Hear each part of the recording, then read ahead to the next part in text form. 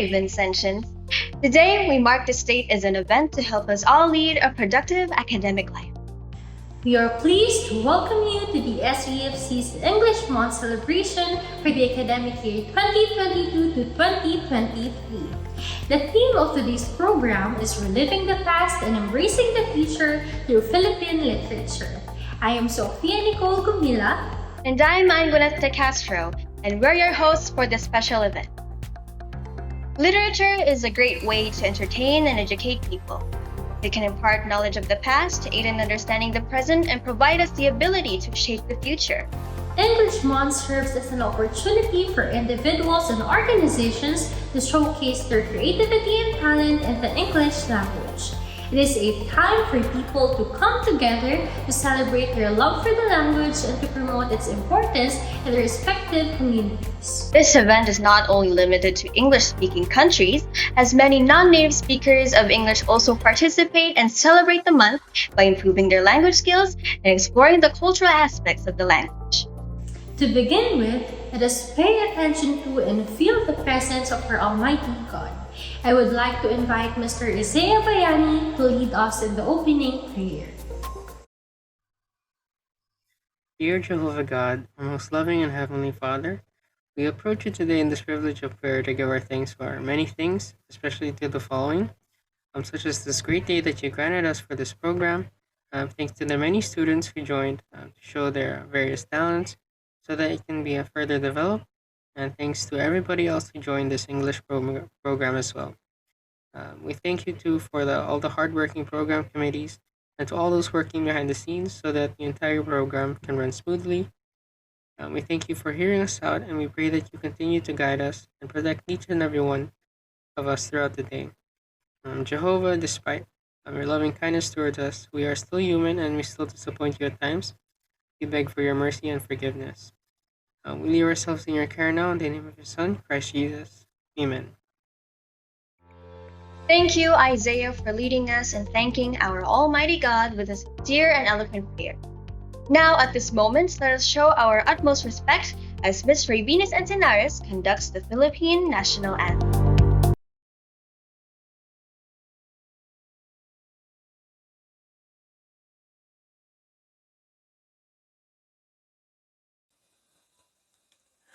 Bayang magiliw, perlas ng silanganan, alab ng puso, sa dibdib mo'y buhay. Lupang hinirang, duyan ka ng magiting, sa manlulupig, di ka pa sisiil, sa dagat at bundok, sa simoy at sa langit mong bughaw, may dilagang tula at awit sa paglayang minamahal, ang kislap ng watawat mo'y tagumpay na nagniningning, ang bituin at araw niyang kailan pa may di magdidilim, lupa ng araw ng wala't pagsinta, buhay langit sa piling mo, aming ligaya ng pag may mga api ang mamatay ng dahil sa'yo.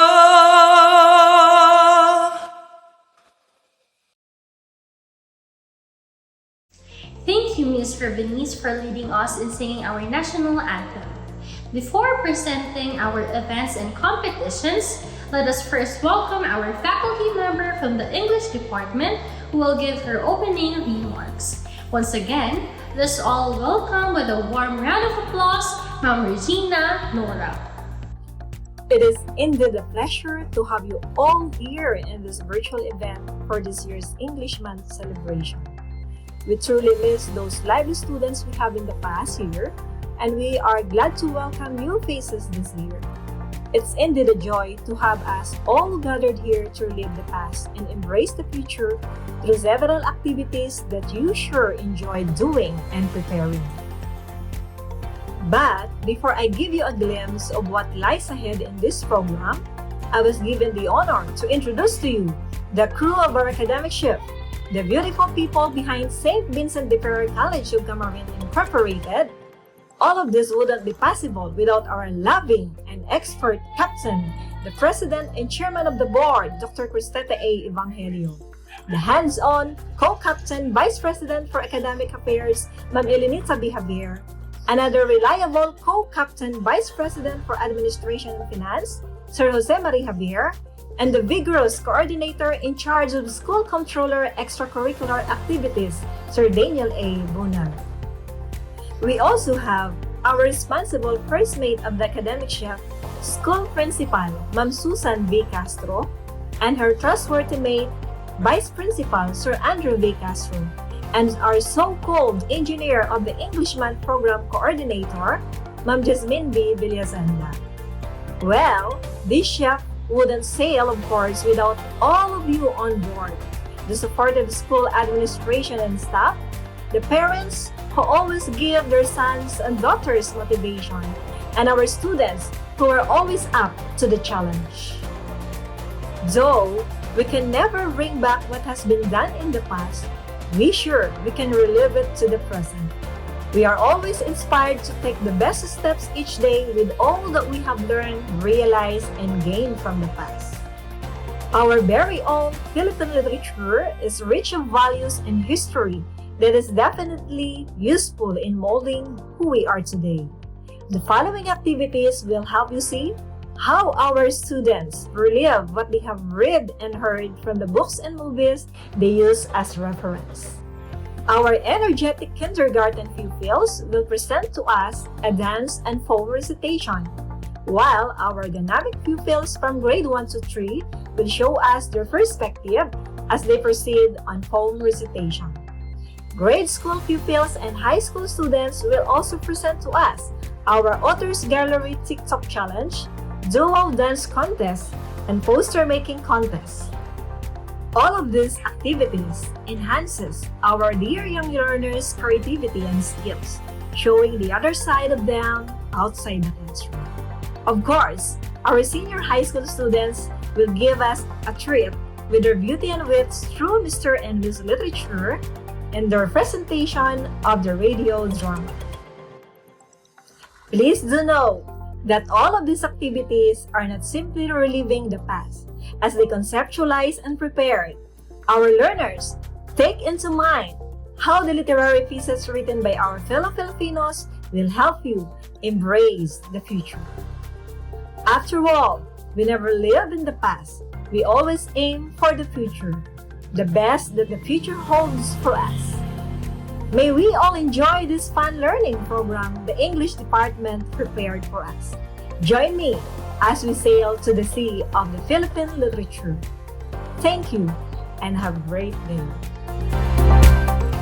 Thank you, Ma'am Regina, for your valuable impact to our knowledge base.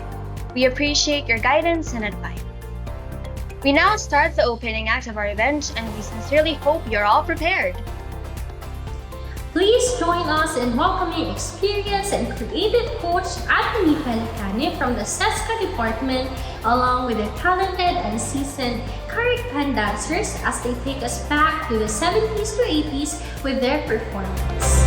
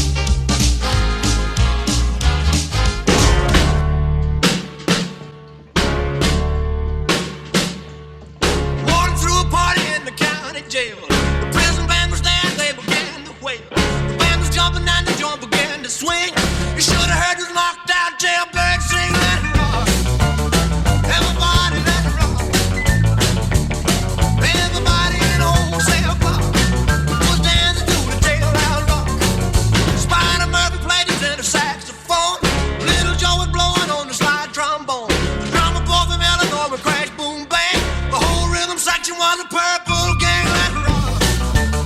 Everybody likes rock. Everybody knows everybody was dancing to the jail rock.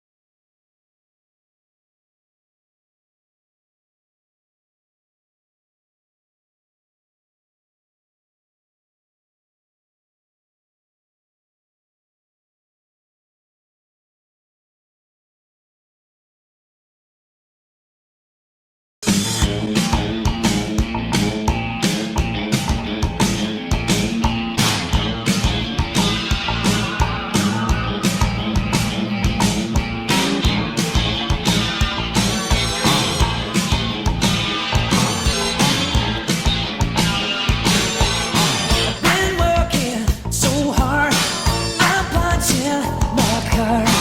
8 hours for what? Oh, tell me what I got. I got this feeling that time's still holding me down.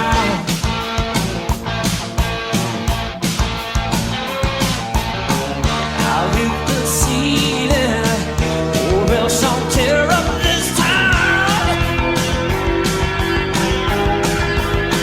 Now I gotta cut loose, foot loose, kick off the Sunday shoes. Please, Louise, pull me up from my leave. Jack, get back, come on before we crack. Lose, your news, everybody cut foot loose, kick off the Sunday shoes.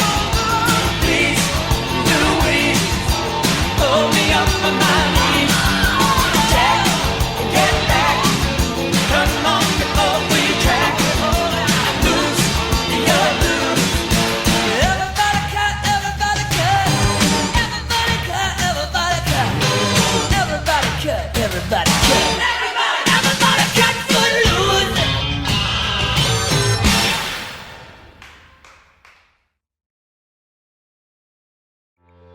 We would like to thank Coach Anthony and the Curriculum dancers for that exciting performance. We certainly gained a bundle of overwhelming bliss and excitement as we await for what's next in this special event. Also, we would like to give our gratitude to our President, Dr. Cristeta Evangelio, for her dedication to creating a quality education at St. Vincent de Ferrer College of Cameroon. The faculty members here are to be commended for their hard work and dedication, and we are grateful to the founders for their vision. We also thank our Vice President for Academic Affairs, Ma'am Elenita B. Javier, our Vice President for Management and Finance, Sir Joey Javier, our Extracurricular Coordinator, Sir Neil Bunyag, for their contributions to St. Vincent de Ferrer College of Cameroon. And this event would not be possible without the unwavering support of our school principal, Ma'am Susan Valeriano Castro, and our Vice Principal, Sir Andrew Valeriano Castro. Vincentians, welcome to the Poetry Recitation Competition. Today, we have 3 talented participants who will showcase their talent in reciting a heartfelt poem that celebrates their identity as a Filipino. Ladies and gentlemen, it is my pleasure to introduce you one of the competitors in today's poetry recitation competition. She is a bright and promising grade 1 student, and her name is Lucille Tapa, under the guidance of her supporting teacher, Ma'am Jocelyn Jack. Today, Lucille will be reciting a poem entitled Filipinos, written by Judith Kempis. This beautiful piece of literature is a tribute to the unique qualities and rich culture of the Filipino people. Through her recitation, Lucille will be showing her exceptional talent and passion for poetry. Let us all give a warm round of applause as we welcome Miss Lucille Tapa.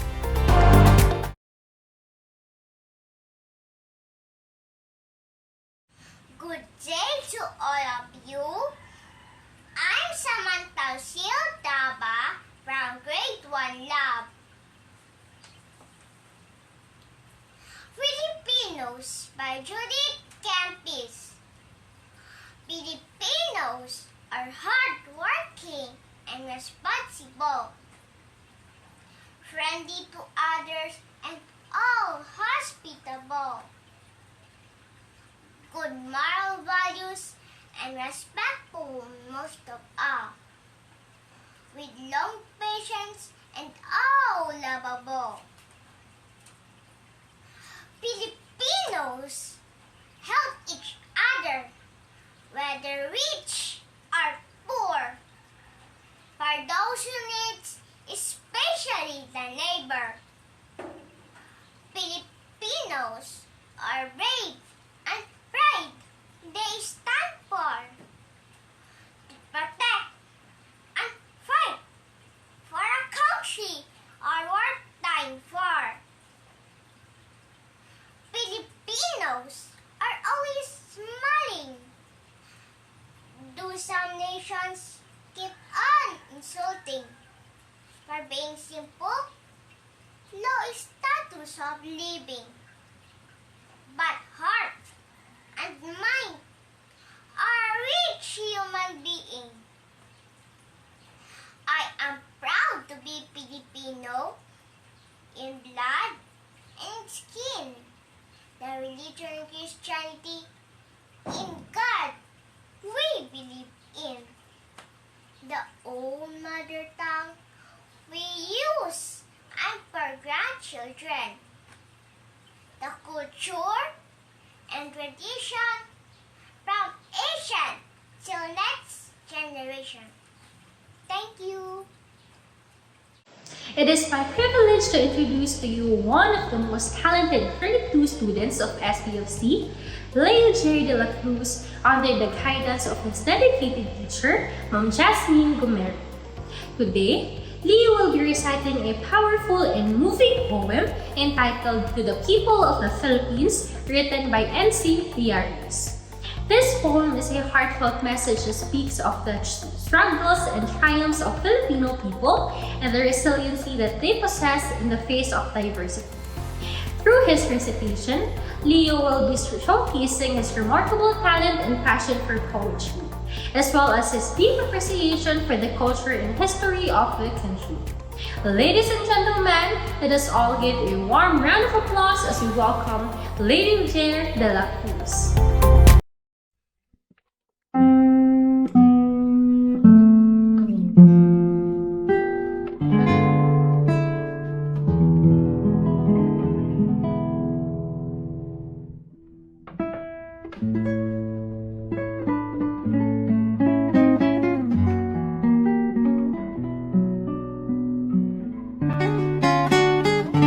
I'm Jason Enrique Fernando, grade 6 Lion, aka Francisco Kiko Balagtas Batazar, renowned as the William Shakespeare of the Philippines, and regarded as the Prince of Tagalog poets. The story of Florante and Laura's lives in the Kingdom of Albania, which is the most well-known and widely regarded as the masterpiece of all his literary works, reflects the devastating loss of their love and was inspired by the bitter end of his love for Maria Asuncion Rivera, better known as Celia. The 19th century, Philippine classic Florante at Laura is a love story told in Filipino words. It's writing in the most exquisite Tagalog at the time when Spanish was the primary language of educated Filipinos. Gives it a special position in the canon of literature. While incarcerated in the 1830s, Balagtas penned it. At least these first two lines are known to every Filipino school child, maybe the two most well-known lines in Tagalog poetry. They are frequently referenced in popular culture, even in a rap song. Sa loob at labas ng bayan kong sawi, kaliluhay siyang nangyayaring hari, kagalingan at bait ay nalulugami, ininis sa hukay ng dusat pighati.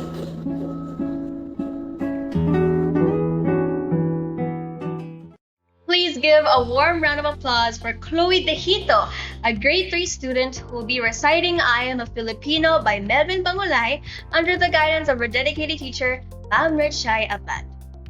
Now, let us settle in and prepare to be moved by Chloe's recitation of I Am a Filipino, a poem that speaks to the richness of our culture, the diversity of our people, and the beauty of our land. Let us give Chloe our undivided attention as she takes us on a journey through her experiences as a proud Filipino.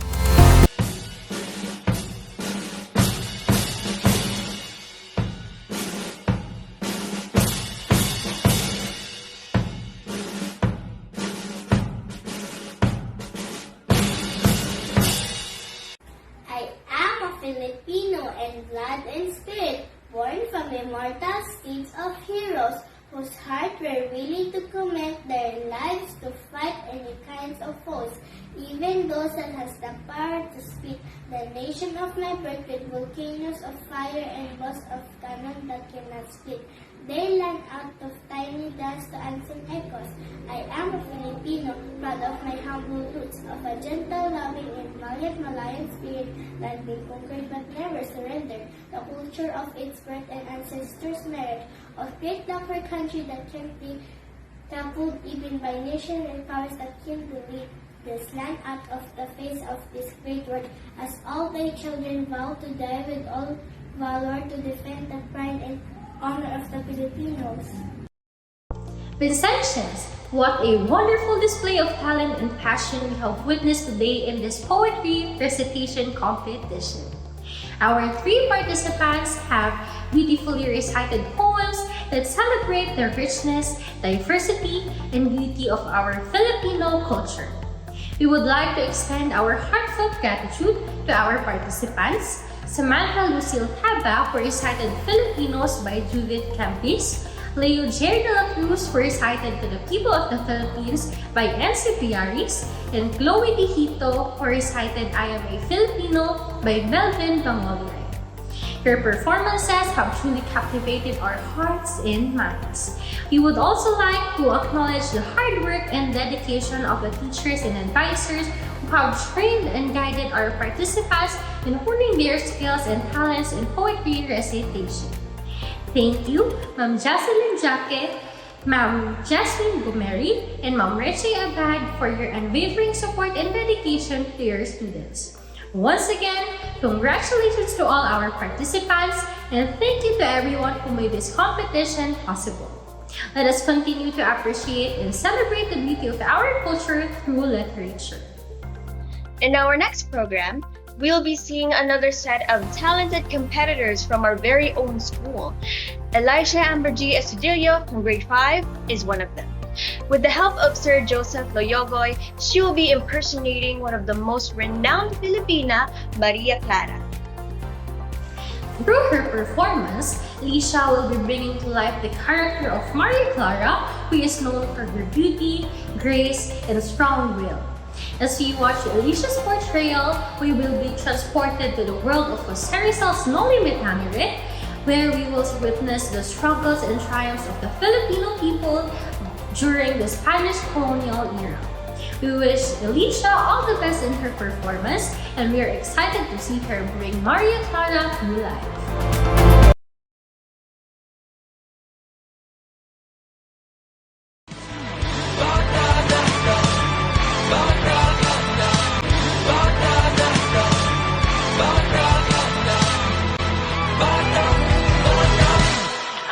Maria Clara, simbolo ng dalagang Pilipinas. Halika nang tuklasin ang mundo-mundo ng isipan mo. Halika nang tuklasin ang mundo-mundo ng isipan mo. Halika nang tuklasin ang mundo-mundo ng isipan mo. Halika nang tuklasin ang mundo-mundo ng Let us show our appreciation to Miss Elisha for that wonderful performance. We certainly had a blast. We would like to thank these two students for their awe-inspiring and uncanny impersonations of these popular figures in Filipino culture. Now, we have a special intermission number by our very own SVFC Boys Club. They will be performing the legendary Filipino song Magellan by Yoyoy Villame under the guidance of their talented instructor, Sir Emil Luis Castillo from the SESCA department. Get ready to be transported back in time to the discovery of the Philippines by the Portuguese explorer Ferdinand Magellan. With the powerful and enchanting voices, the SVFC Boys Club will take us on a musical journey to the history of our country. We are privileged to have such talented students and a dedicated instructor who have worked hard to bring us this performance. So sit back, relax, and get ready to be serenaded by the beautiful voices of SVFC Boys Club as they perform Magellan by Yoyoy Villame.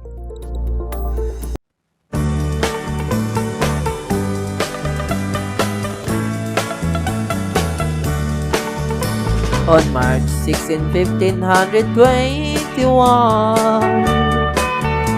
when Philippines was discovered by Magellan, they were sailing day and night across the big ocean until they saw a small Limasaw island. Magellan landed in Limasaw at noon. The people met him very welcome on the shore. They did not understand the speaking they have done, because Castilla gid that wari-wari man. And when Magellan landed in Cebu City, lahat of them met him, they were very happy. All people were baptized and built the Church of Christ, and that's the beginning of our Catholic life. When Magellan visited Luzon to Christianize them, everyone, but Lapu-Lapu meet him on the shore and drive Magellan to go back home. Then Magellan got so mad, ordered this man to camouflage. Mactan Island we could not grab, cause Lapu-Lapu is very hard. Then the battle began at dawn, bolos and spears versus guns and cannons. When Magellan was hit on his neck, he stumbled down and cried and cried. Oh mother, mother, I am sick. Call the doctor very quick. Doctor, doctor, shall I die? Tell me mama, do not cry. Tell me mama, do not cry. Tell me mama, do not cry. Please join me in giving a big round of applause to the SVFC Voice Club for this stunning performance of Magellan by Yoyoy Villame. What a powerful and moving rendition of this iconic Filipino song. We are now moving to the next part of our performance. It is my pleasure to introduce to you the audio-video presentation of the recently held poster making competition at the SVFC's school library. The competition was organized by the English Program Committee headed by Ma'am Girly Albero and Ma'am Jess Felicenda, along with the help of Sir Joseph Luyoboy, Sir Louis Raipan, and Ma'am Awi Gallardo.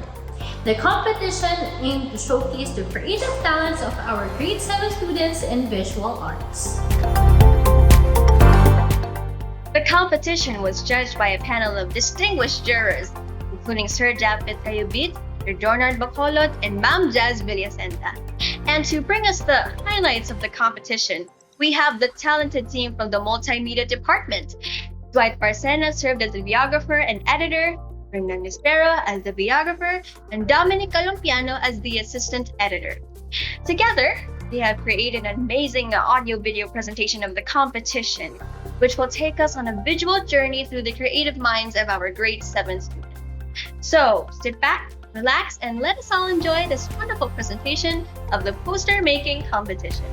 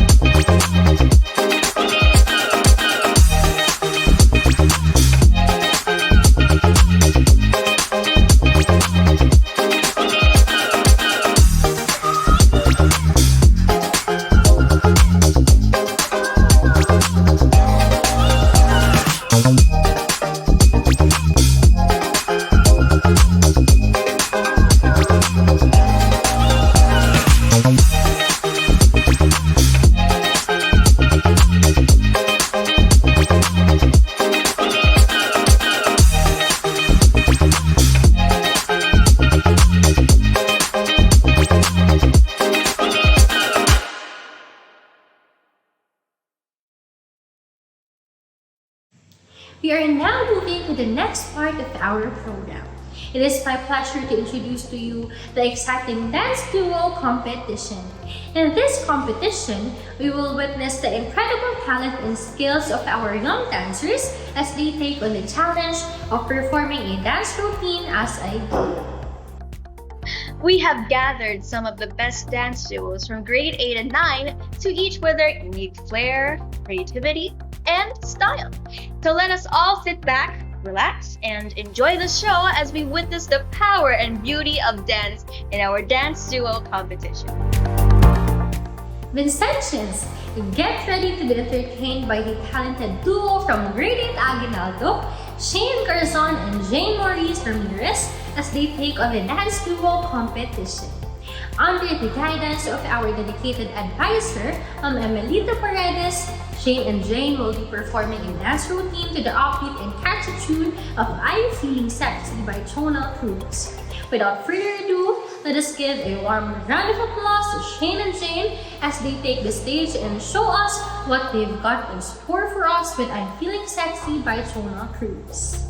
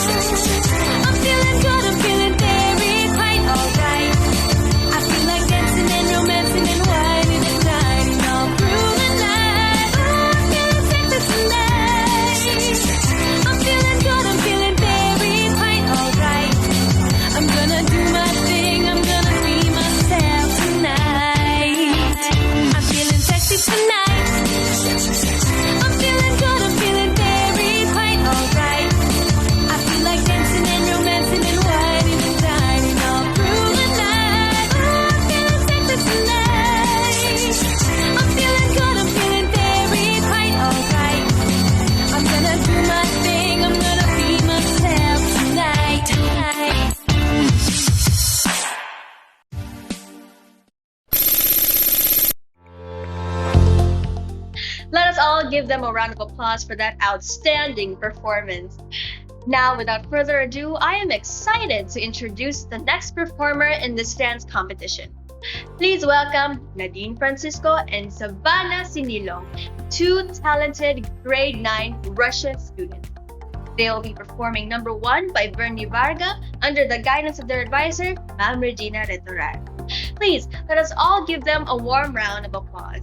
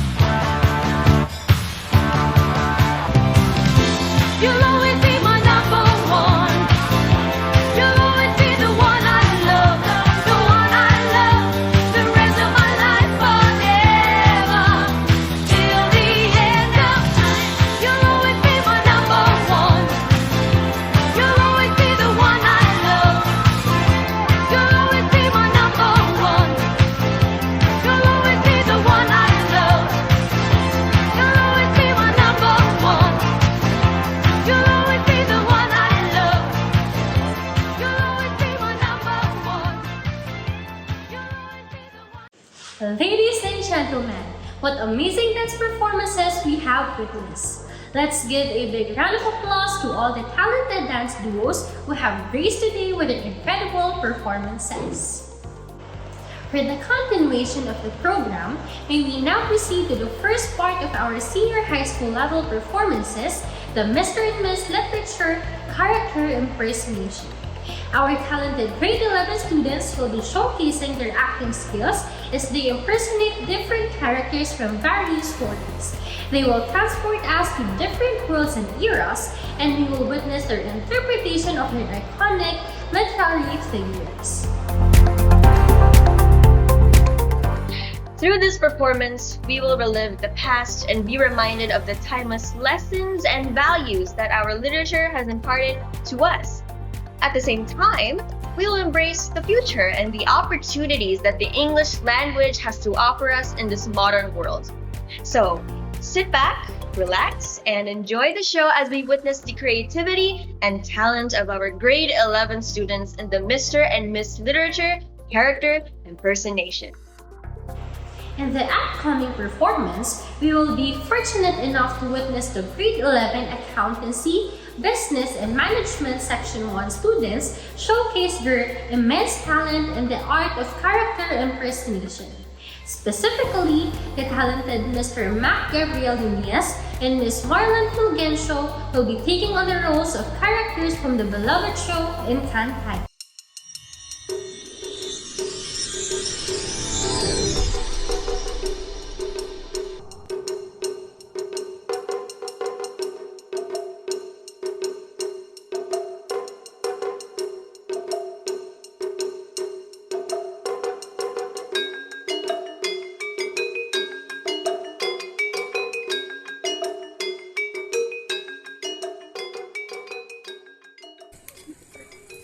Avisala. My name is Marlon Fulgencio, representing grade 11 ABM section 1. And I will portray Sangre Elena from Encantadia.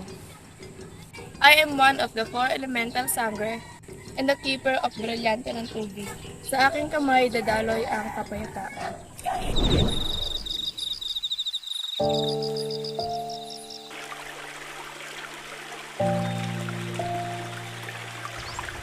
Pinatay mo ang aking anak para iligtas ang anak ni Amihan. Anong klaseng parusa to? Bakit ikaw pa? Ikaw na sarili kong kadugo. Ikaw, tunay at buo kong kapatid.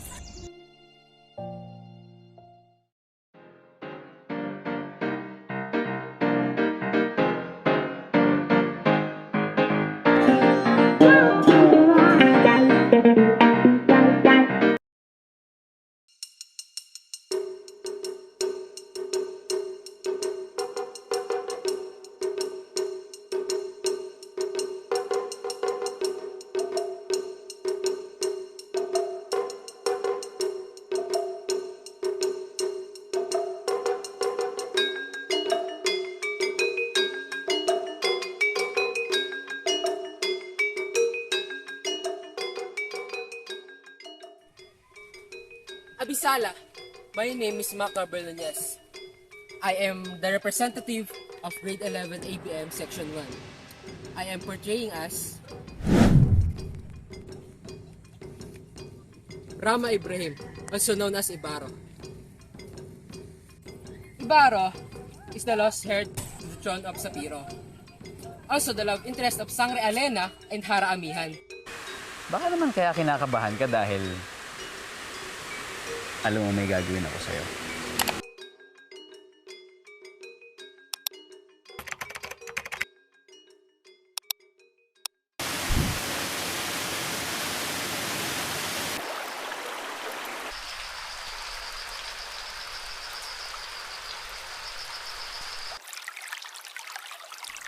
Dahil hihingin ko ang kamay mo upang maging reyna ng Sapiro. Ekorotillo, Alen. Alam mo, ikaw hinihinga, pangarap, sigla ng buhay. Kaya't sana, tanggapin mo ang aking alay na makasama ako sa aking bagong hinaharap bilang hari ng Sapiro at ikaw bilang aking reyna.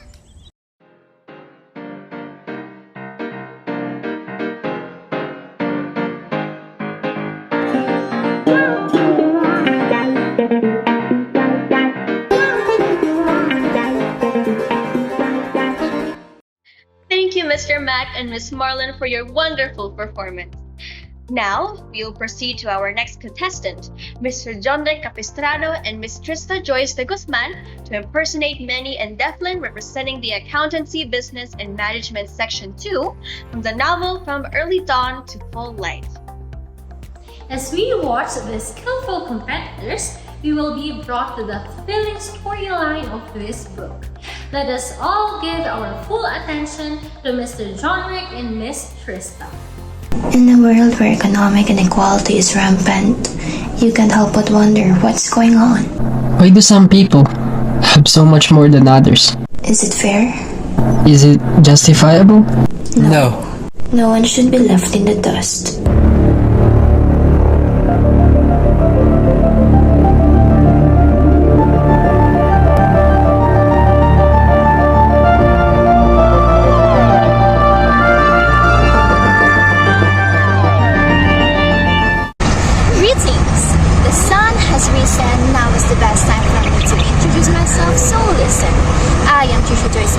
man, not just anyone, but Al Vincentian, currently presenting myself to you as the Miss Literature representative of Grade 11 ABM Section 2.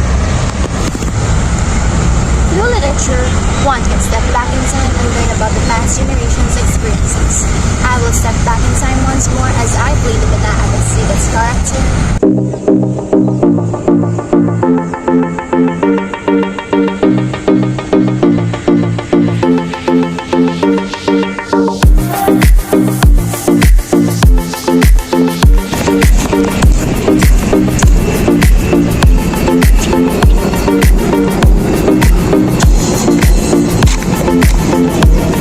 My daughter was born in Richie's Mountains, a girl who is deeply in love and will marry Delphine despite her father's opposition. She who gave up her right to inherit her father's wealth in order to be the man she loves the most. She stood up for the relationship even though she was suffering from the life she had chosen with Delphine. Hello, being a representative and also a proud and loyal Vincentian here, I am John Rick Capistrano, and I am proud. I am introducing myself to you as Mr. Literature for the ABM 11 Section 2. This work of art, or literature, is inspired for the workforce to strive for social, political, and economic improvements. Once I take the role of Banag at Sikat persona, I'll go through the novel again once more for the character of Delphine. The main character in the book is a poor journalist named Delphine, who was adopted some socialist notions and equality and economic inequality.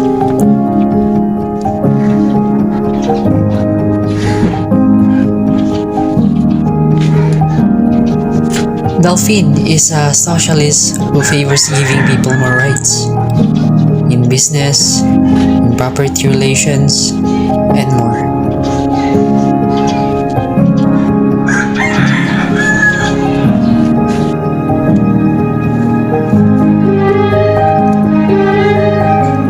Delphine falls in love with Manny, a capitalist daughter, despite the fact that he is poor.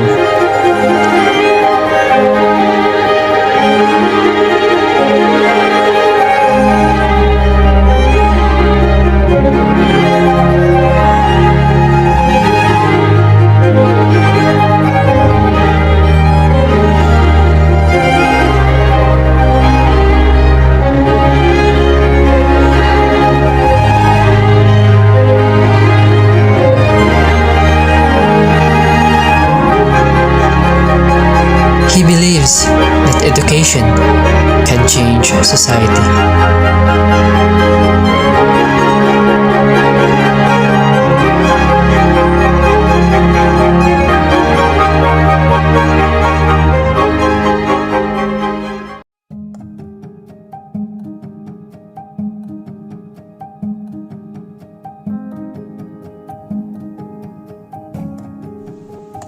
Author. Former Senator of the Philippines and Filipino writer Lope K. Santos wrote in Tagalog his 1906 socialist book, Banaag at Sikat, and his efforts to the improvement of Filipino language and Tagalog spelling are made him most famous. He was born in September 25, 1879 in Pasig. His full name is Lope Santos Y. Canseco. Died in May 1, 1963 in the Philippines. Origin. First published as a series in Tagalog journal, Muling Pagsilang, in 1904, Banaag at Sikat.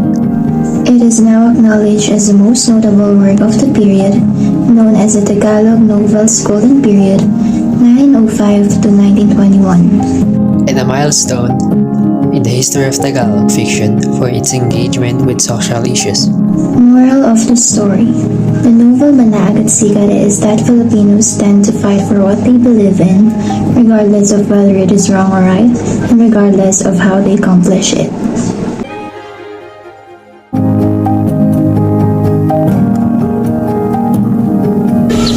Let's go. Let's leave the stress of the night. Let's go. Let's leave the stress of the night.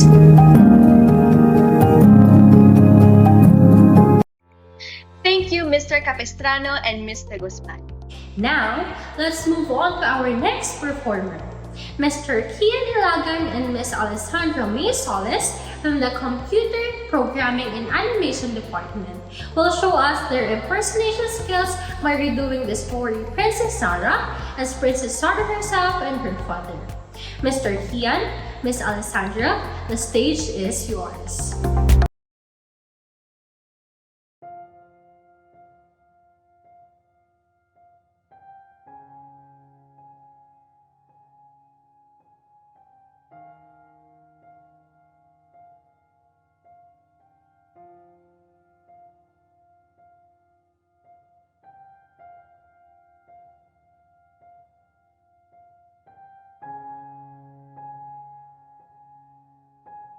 Do you think all of this is easy for me to do? No, it's really hard. But I have to. This is for you, for your future. All I want is one day you will inherit and manage our family business. So that's why you need to go to school and work hard. I can also take in school. But my daughter, you already know at this time, India is in crisis. It's much better for you to go school in England. You need to be patient. Just remember to keep me posted. Always send me a letter. Wait, I have a gift for you. What is it now? Take a look and you will know. So beautiful. Give it to me and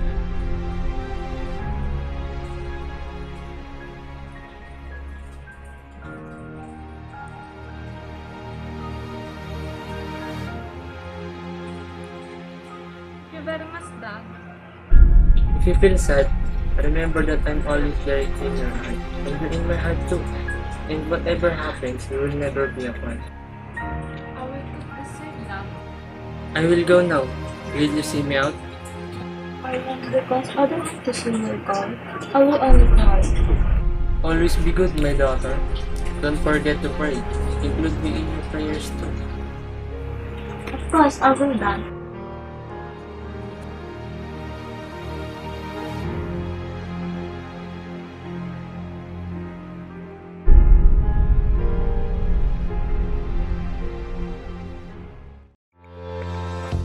Thank you, Mr. Kian and Miss Alessandra.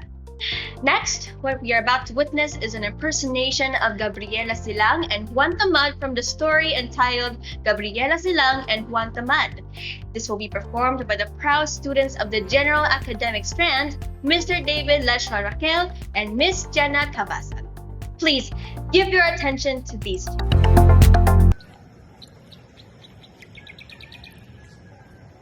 Hi, I am Juan Tamad. My name gives you an idea of who I am. I am a very lazy person. I mean, you know what I always say. If you have something to do today, don't do it today, or else you'll end up with nothing to do tomorrow. Besides, waiting for things to happen is much better than forcing things to happen.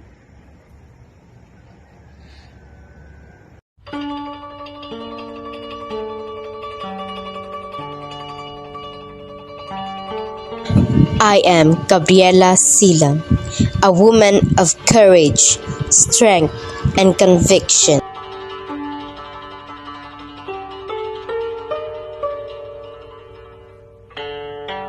I may be a woman, but I have the heart of a man. Thank you for that amazing performance, Mr. David and Miss Jenna. Now, let's move on to our next performer. We are honored to have two talented performers from the Humanities and Social Sciences 1, Mr. Jillian B. Santos and Ms. Marty B. Andrade, who will be presenting an exciting performance of Ibarra and Maria Clara from the classic novel Noli Me Tangere. With the guidance of their talented advisor, Sir Joseph Loyoboy, they will bring to life the iconic characters from the literary masterpiece.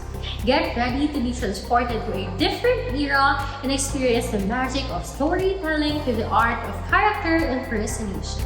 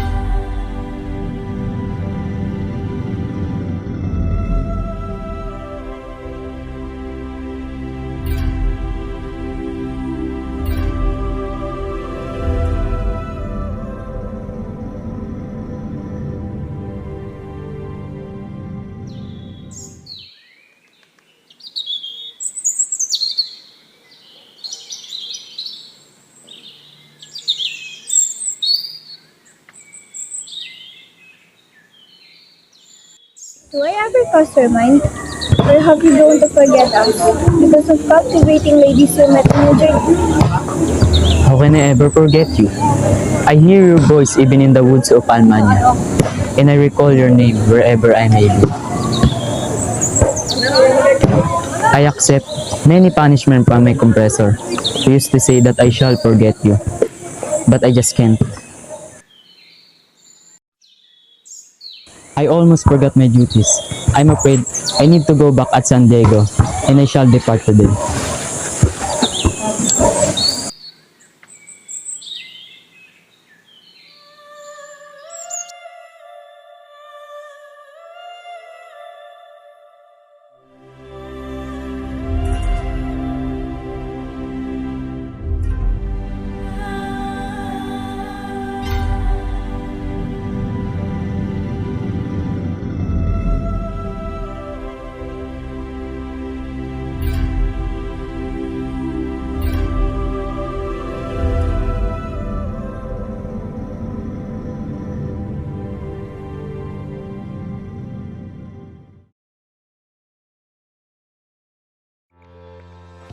Thank you, Mr. Jillian and Miss Marty. Next, we are going to witness another mesmerizing character impersonation performance featuring two talented performers from Humanities and Social Sciences too, Mr. Hamir Aquino and Miss Melissa Rose Awas. They will bring to life the beloved characters of Florante at Laura from the timeless. Good day, everyone. Let me introduce myself first. I am Jamir Ruvar Aquino, 7 years old, grade 11, section 2 student of Humanities and Social Sciences at St. Vincent de Ferrer College of Camarines. I'm standing in front of all of you now to represent as Florante from the story of Florante at Laura, masterpiece by Francisco Baltasar. And I hope that all of you will support me. Good day, everyone. My name is Melissa Rose E. Awas. I'm 17 years old, and I'm a grade 11 student in St. Vincent de Ferrer College of Camarines. I'm standing in front of you, representing Florante at Laura, masterpiece by Francisco Baltasar. O aking Florante, kamusta na ba ang iyong kalagayan? Kamusta na, mahal ko? At sana ang mensahe na ito ay makarating para sa'yo. Kamusta na ba ang iyong kalagayan matapos kang ipatapon sa madilim na gubat? Hindi ba't pinangako ko rin sa'yo na hihintayin kita? Pero oras, araw at buwan ang lumipas. Ang aking paghihintay ay unting-unting nag-aagnas. Mga sandaling hindi kakapiling ay katumbas ng maraming taon sa akin.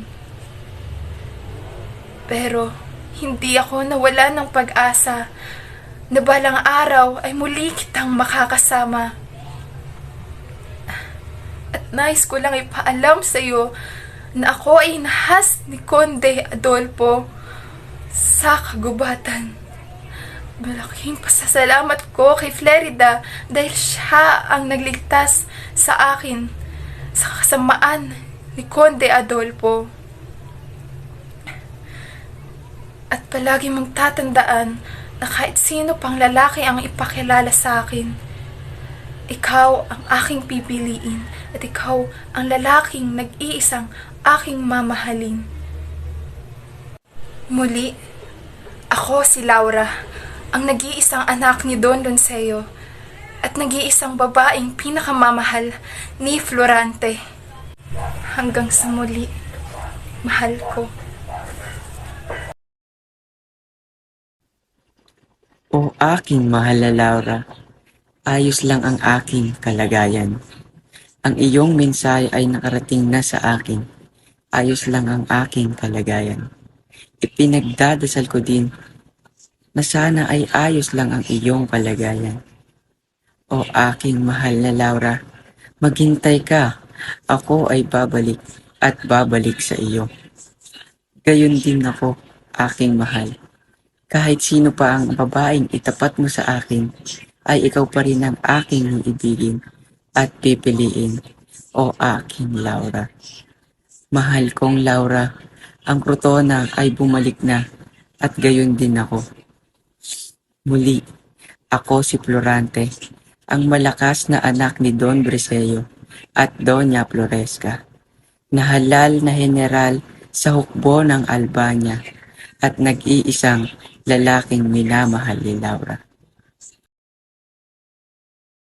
Let's give a round of applause to Mr. Jamir and Miss Melissa for a fantastic performance.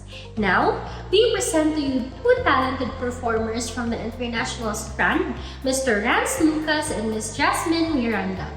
They will be showcasing their impressive skills in character impersonation as they bring to life the mythical characters of Tungkong Langit and Alonsina from the captivating story Tungkong Langit and Alonsina. Under the guidance of their esteemed advisor, Jas Vilgisenda, these performers will take us on a journey through the rich and enchanting folklore of the Philippines. So get ready to witness a stunning performance as Mr. Lucas and Miss Miranda flawlessly portrays the intricate characters and bring the story to life before your very eyes.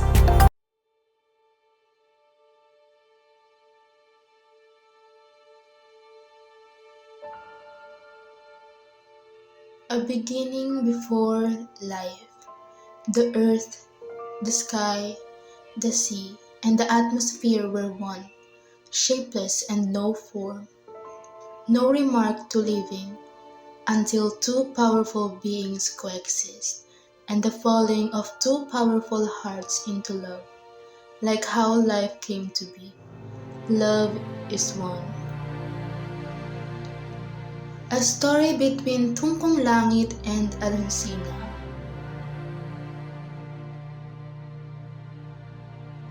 A lover, the beauty of fondness gives a man strength, power, and the will to commit whatever it takes. Here, my love, a serenade of the wind, a vibrant bouquet I grew. Here is my tenderness, lowly one dreams of, many long to have. A time unnoticed, for his eyes are not in the clock, for his eyes only glare for affection. His one and only, the one and only Alonsina. All his hard work, all his struggles, has led them to stand in front of each other, dressed in white. Two powerful beings, but two opposing traits. Tungkong Langit, a hard worker with care. Alonsina, a lazy and selfish. Besides, they do love each other. But one day, the stability was broken, and it's up to Tungkong Langit to fix everything. My love, my dearest, will I be forgiven for my living? I wish you to be safe, but promise me, my love, wherever you may be, you pledge your hearts only for me, and my heart's only for you. I shall.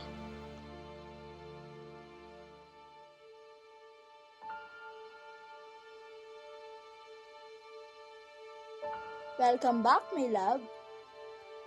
A pledge, Alonsina. Why then is your heart divided? Your heart is more to you. What do you mean by that, dear? Your jealousy should be nothing. No other in this world except the two of us. Is there left to be jealous of? Is there a reason for you to be selfish? And you thought so that I don't have the lower hand. Your decision of leaving, have you even considered me? I did. Reason why I asked you about it and you said yes. And you think I like my answer? That is all ever you spoke now. Me. Your selfishness, Alonsina, for what I believe. That no powerful one should have to be jealous nor selfish. And for that, I relieve your powers and I banish you from ever going to this castle again. A lesson for Alonsina. A lesson about gratification. The feeling of guilt, a regret of our actions, something we only feel when it's said and done. Alonsina! Alonsina! Despite efforts, he was unable to find her.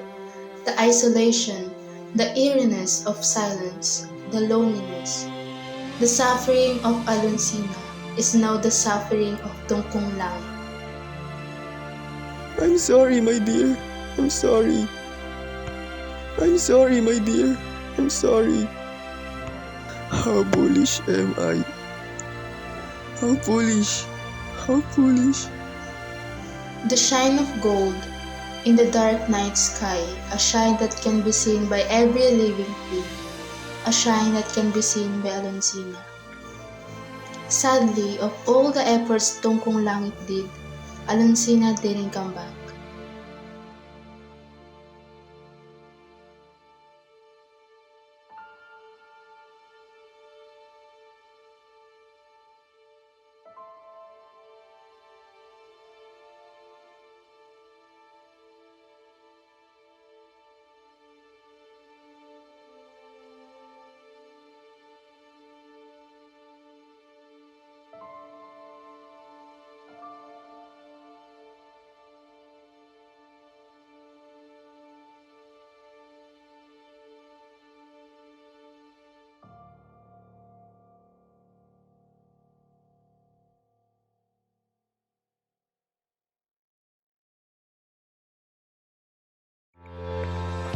Wow, what a breathtaking display of talent and creativity we have witnessed from our grade 11 performers today. Each pair has brought to life the characters of some of the most beloved literary works in history through their exceptional character impersonation performances. Let us give them a round of applause for their outstanding performances. But the show doesn't end here. We have an exciting intermission number coming up next, featuring a talented performer from the international strand, Paul Kidney Salvador, under the guidance of his talented advisor, Ma'am Jazz Villicenda. He will be serenading us with a soulful rendition of I'll Take Care of You by Richard B. So sit back, relax, and enjoy the beautiful music while we prepare for the next set of performers from our grade 12 students. Sir Paul, we are all ears and ready for you to blow us all away.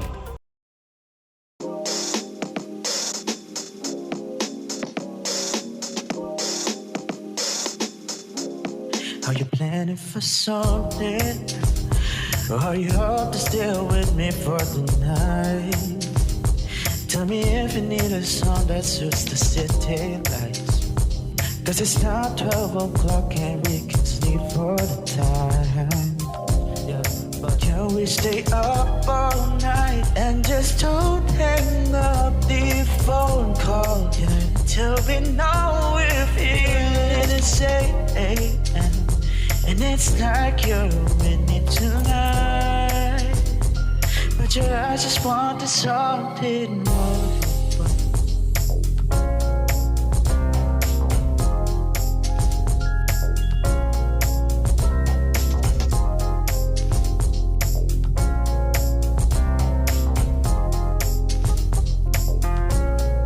Planning on something. Are you down? I'll pick you up to see the side. Even if it's tiring, I'll drive over 15 miles. Tell me if I need to bring something just for the ride. Yeah. Wait for a little while. It's my first time to meet you person, and I want the things to not change at all. Insecure from who am I?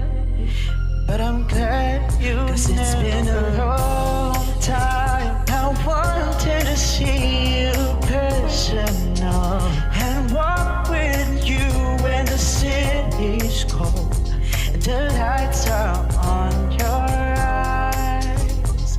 There's nothing that I want.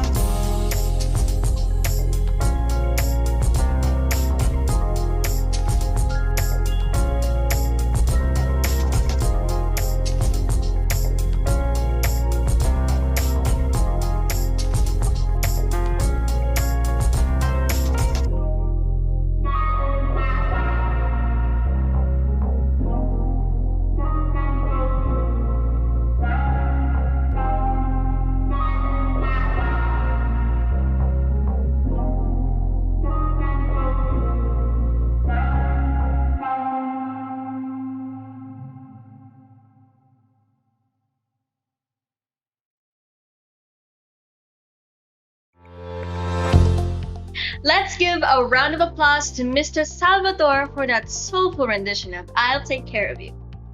Now, we move on to the next set of performances, which promises to be just as exciting and engaging. Today, we will witness the art of storytelling through the medium of radio drama. Radio drama, also known as audio drama, is a form of entertainment that uses sound effects, music, and voice acting to create an immersive experience for the listeners. In the Philippines, radio drama has a deep connection to Philippine literature, as it has been a popular medium for bringing classic Filipino stories to life for generations.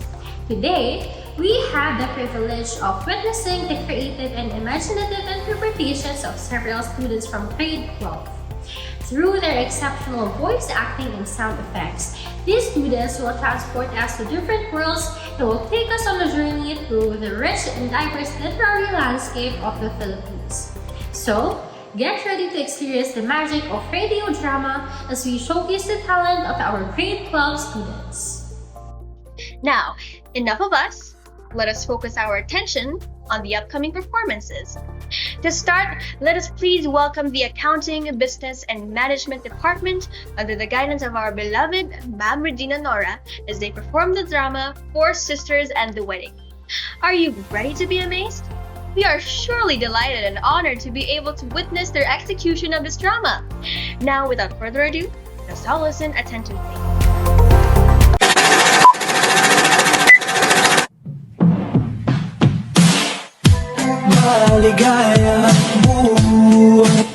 Good morning, everyone. This is DJ Nicole, and you are tuning in to ABM Radio 97.1. Welcome to our radio drama broadcasting.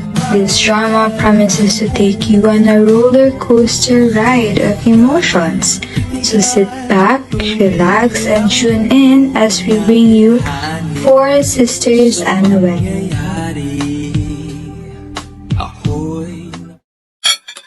If it's not for the wedding, none of you would have come. That's right, Mana. Good thing I'm getting married. Hey, are you really sure about that girl? Of course, sis. Why? Is there a problem? Well, Alex said she is ugly. But now, I'm ugly too, and you fell for me. Regardless on how she looks, that is not the point. You're too young to get married. But we do love each other. Of 4 months. Sis, the length of our relationship is not important. There are couples who've been together for years and still break up. Forever is a big boy, let him be. So what's the point of him having a parent and older sisters if we won't help him? It's our job to make sure he makes the right decisions. Why are you also convinced that he is making the wrong decision? Just let them have their happily ever after. So, we'll just let him jump into this without thinking or planning about it? Not everything needs to be thought about or planned when you're lucky enough to find love. So, is it okay to disregard your family? Is that it? Yes, if that love gives you genuine happiness. Even if that happiness hurts other people? Really? Wait, are we still talking about CJ? Yes. You all have a point. But the one who needs to hear them has already walked out. And there it is, a conflict in the family. Can the marriage continue? Let's follow the Salazar family as they visit Princess' house.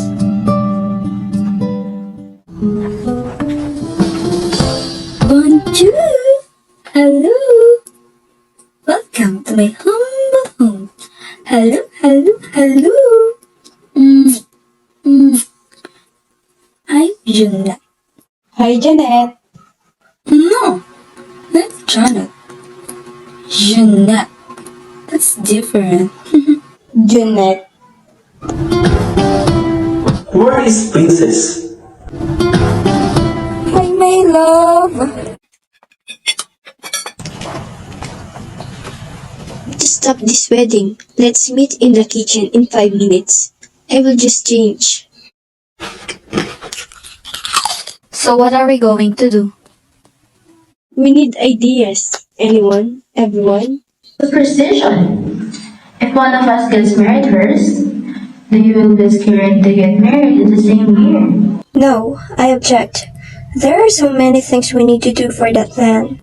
Do you have other ideas? Have you heard about the optimal stopping rule? You have to pick someone to be your mate. In this case, it's Princess. Thinking that the person has the highest weighted average of desirable qualities in a diminishing pool of options, we need to expand CJ's. Wait, it's my boss. Sir? What option? What was that? We witness how CJ and Antoinette love each other.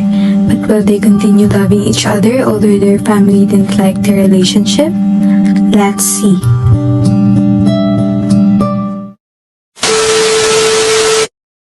We're going to lose everything. And we're not joking. We're not lying. We're not exaggerating.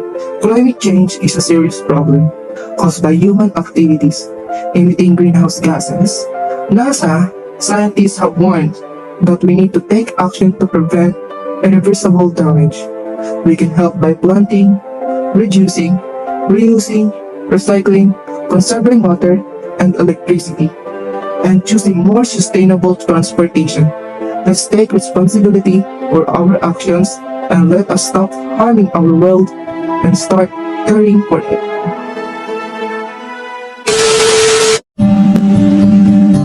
I'm really sorry. No, what's that, Daddy? What were you thinking? What's happening here? She had the spa raided. I assumed something was wrong with the spa when I saw their happy ending. You're the only one assuming that way. CJ? What? That's too much. She was wrong and she admitted it. She apologized. Isn't that enough? No, it's not enough. I want to know why she did it. Obviously, she's concerned about you. I don't want you marrying someone with a questionable background. That's why we did. So you knew about this? We're all part of this. We just don't want you to. All of you. Bobby, you agree with... No, I did not agree to this or to whatever plan we talked about. So you made plans, all of you. What were you planning? Huh? We just wanted you to realize that Princess is not the girl for you. I really beg you guys to accept her before we met your family. And we did, just like you asked, despite your in-laws' insensitivity and arrogance. Just because they bought out freedom, they are arrogant. Aren't they? Hello? They insulted you. They insulted us. You think that's fine? Oh, hold on. You talk as if you're a saint. CJ, don't you even go there. Stop playing with my life. We do it because we love you. Think about that before you raise your voice at all of us. Just trying to protect you. You're our baby brother. I know you did, but just in case you miss it, I'm not longer a baby. I'm a grown making a ground decision, unlike all of you. Start accepting the fact that I'm a princess, whatever you like or not. That idea was stupid. I'm not stupid. I said the idea, not you. Please, stop it. If only you'd let me finish speaking. This is why you always misinterpret what I say. Stop making excuses. Just because you go to New York does not make you better than us. So, this is about me now? Stop it. Yeah? You don't talk to me that way. Hey, your mom is coming. Stop biting. Are you guys fighting? No, Ma. We're just playing charades. You're doing lovely. Bobby, are you going out today? No, Ma. What about Alex? Present! Is there a roll call, Ma? Wherever we're going, make sure you get home by 5 p.m.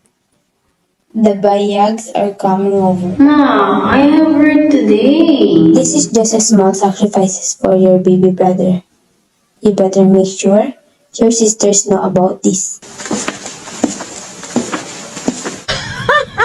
What's so funny, Jeanette? What? Come on, let's continue playing. No, CJ. Something's off. Why are you making fun of my daughter? Because she's so ridiculous. My daughter is ridiculous? Yes! You're the ridiculous one. With your phony Russian accent, Botox face, and your plastic boobs. You are in my house. You don't have a right to insult or make fun of my children. Get out! Just leave. That will be my pleasure. But before I go, I just want to make one thing clear. These are perfectly real and not fake. Unlike your daughter that's competing. Theodora, is this something I should know? Daddy, tell her. It's about time. You know what is this about? You said you had a teachers' conference in Paris, but I still went to Madrid. I saw you in a bar, but I stayed away because I knew you were ashamed. I didn't want to embarrass you because you weren't ready to tell the truth. About what? What do you know that I don't? Alex, be quiet. It'd be better if it came from Teddy. Teddy, we're your family. If anyone should know who you really are, it should be us. How long are you gonna keep up the lie? I'll admit, Ma. Ma, I'm sorry. Sorry, Ma. I took a multiple jobs to earn money so that I can send you some money. I'm a waitress in the bar where Bobby saw me. I always took a job as a maid. That's how I met Prodo. The truth is I borrowed money from him to pay for the trip home. I'm sorry, Ma. I'm sorry. Did you honestly think? I couldn't understand. Not like that, Ma. I know whatever happens, you'd still love me. But I'm the one who couldn't accept my failure to achieve any of your dreams. For me, Ma. I'm the real failure among your children. And whatever I do, I can never be as good as Bobby. Me? Bobby? You don't even have to try and you'll succeed at everything. But me? No matter how I tried, I could never be as good as you. Because you're the best, the smartest, the prettiest. You've got everything. You're my sister, Bobby. And I love you, but I always been envious of you. I can't help it, Bobby. But why it seems like you're mad at me? Why it seems like it's my fault? The truth is, I'm envious to all of you. Because you all have something I don't. I wish I had your charm and innocence. I wish I were as adventurous as Alex. I wish I had your sense of humor. Because I love you for it. Mom also liked it. I guess that's why all her attention is on you. Are you saying that I'm unfair? No, Ma. I'm saying you have your favorites. Remember when I was in grade school and I graduated valedictorian and got so many medals? Teddy just got one, and yet she was the one who got your praise. And do you remember when I went home really hungry? You got mad at me for eating the food you saved just for Teddy. And one time, you bought pairs of pants from the mall, and you said I should wait for Teddy to pick out hers first. She's the oldest. She gets to pick first. I'm sorry. I didn't know you felt that way. No, Ma. It's okay. I understand. I've come to accept that Teddy and CJ get special treatment from you. Because they're your favorites. And Papa's favorites were Alex and Gabby. And that's okay. Because what's important to me is you gave life to me. You fed me, you sent me to school, you clothed me, and you loved me. You and Papa. And that's good enough for me. Because growing up, Alex was there. I was your favorite. But now, ever since I came home, all I've heard from everyone is that I'm arrogant, that I'm a horrible person. I'm sorry. I'm sorry. I'm sorry if you think I'm unfeeling. I'm a cold person. I'm sorry. Please, that's not true. No, CJ. It's okay. Maybe that's how I really am. because I chose to be that way. I had to be that way, especially when I went to New York. Alex, maybe you're right. Maybe I am ambitious. Yes, maybe my career is important to me, but I didn't go there just for myself. I had to go there for us, for our family's future. Because we were deep in debt from Papa's illness. Then Mom had an operation. Then CJ had to go to college. Gabby wasn't earning enough. Teddy needed money to go to Spain. And Alex didn't have a permanent job. And I didn't want you to stop pursuing your film career. Because you said it was your passion and that you were great at it. And you're going to make Mom proud because of it. So even if I badly wanted to go home, because it's so lonely there, and I missed all of you, but I put up with all of that and stayed. I toughened up. It was a sacrifice I needed to make. I may be tough, but I have feelings too. I get hurt too. It hurts so much. I'm sorry, Bobby. I didn't know you felt that way. Ma, I don't resent you, okay? I'm sorry. Sorry. I thought I was being fair. Because in my heart, I love you all the same way. I focus on Ted and CJ because they were weak. They often got sick, remember? They always needed attention. But all of the three of you, you've been always independent. You were strong, brave. Baby, I'm sorry. Sorry. Thank you, Ma. You, Teddy, I'm so thankful to you too. You made sacrifices as well. I want you to know I will love you, no matter what. Sorry, Mom. I'm sorry, Bobby. You're not a failure, okay?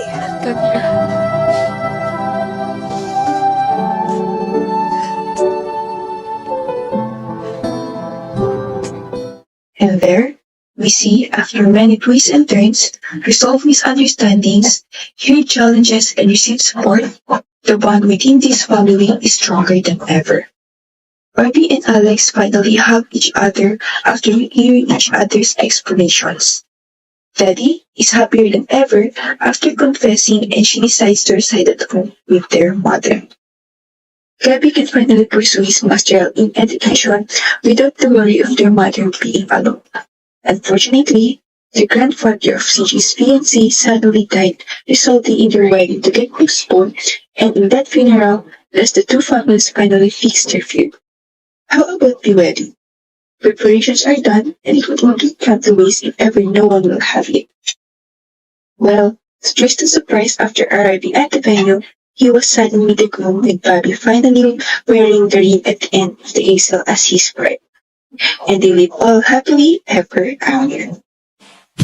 Maligaya ang buhay ko. Maligaya ang buhay. We certainly had goosebumps. Thank you for that exciting performance. Now, we shall proceed to our next performer. We will amass the talent of the cookery strand as they will perform 100 Tula para kay Stella. Under Sir Jared Azul's lead, we will be expecting a top quality performance from these accomplished students. Now, take a deep breath and prepare yourself as we tune in and focus our undivided attention to this next set of performers. This is the radio station of Grade 12 Cookery, C12 Ton FM for life.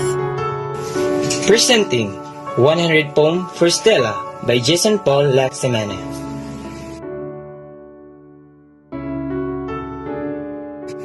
This drama is brought to you by St. Vincent de Ferrer College of Cameroon Incorporation, the home of innovative and quality education.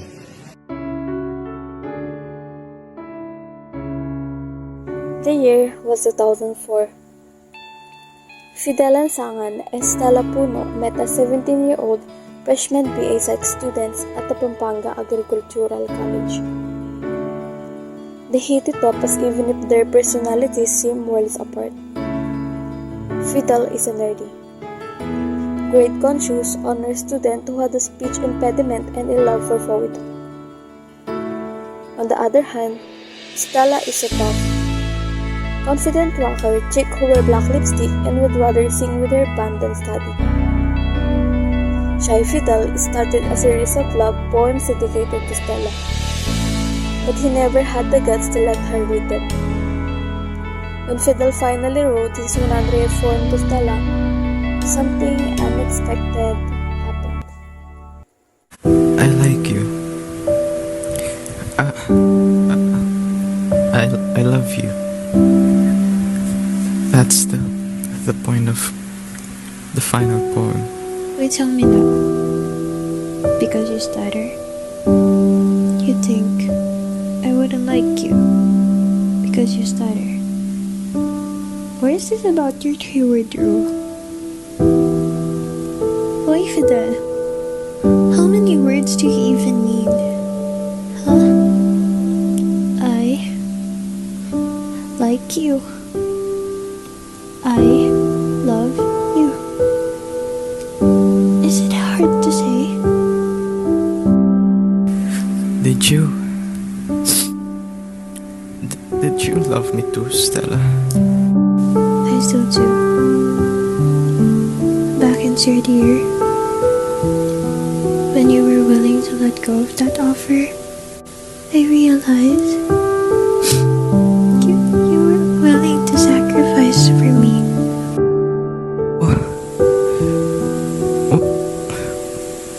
What happened?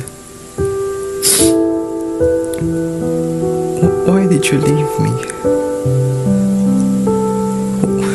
Why did you replace me just like that? Sorry. Tell me.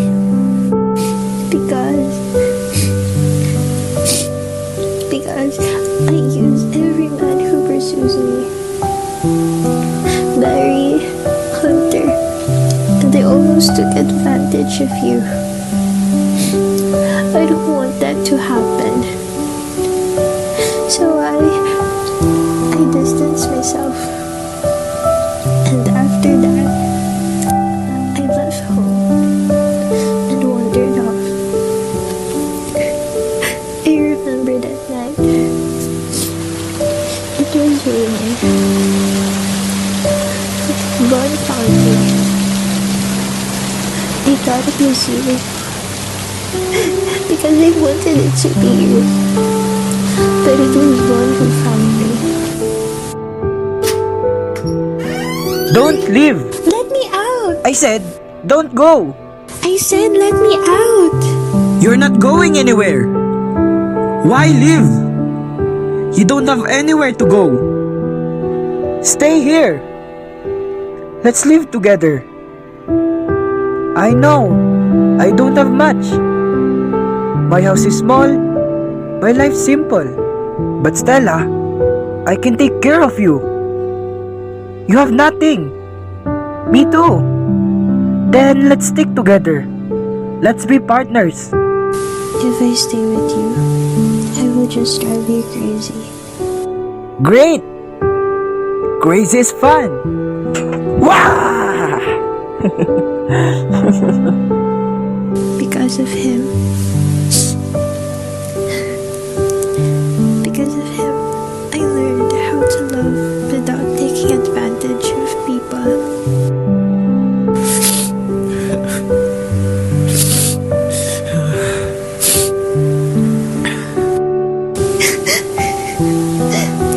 Fidel, please don't cry like that.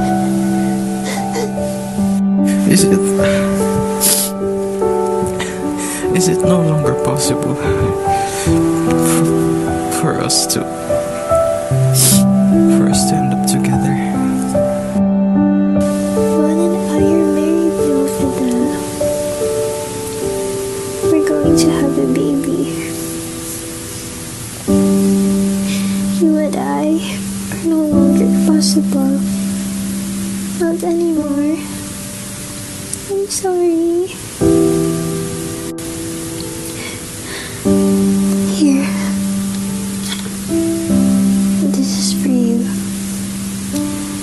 what we perform on pressure.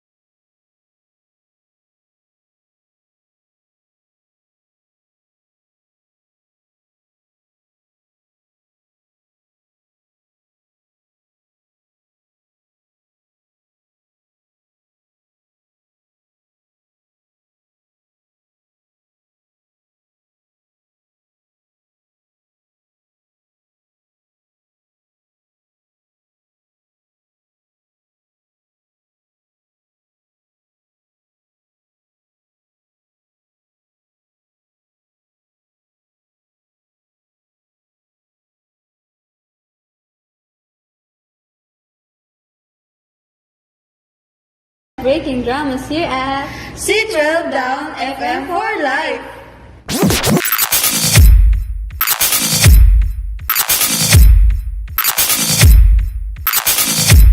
We're more than thankful for being able to witness a clip of your performance.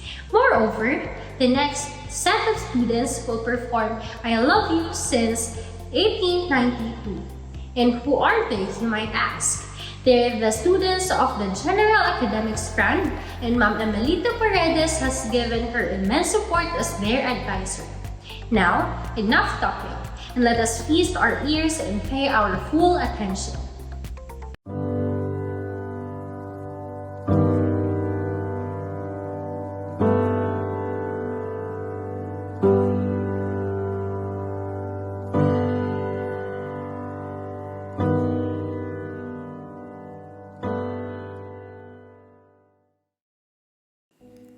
Carmelita Montecarlos was the youngest daughter of the richest clan in San Alfonso. Juanito Alfonso was the son of the most influential and powerful Governasillo. They were destined to wed, that was ratified by the treaty. They are set to be married on the Carmelita's 20th birthday. On the day of their wedding, Juanito was shot, and it's not known who is to blame. Everyone thought that their story was over. What they don't know is the fate has different plan. The laws of nature will bend. After more than 104 years, Carmela, the fourth generation of the Monte Carlos clan, will be born on leap year, on the same day as Carmelita's birth.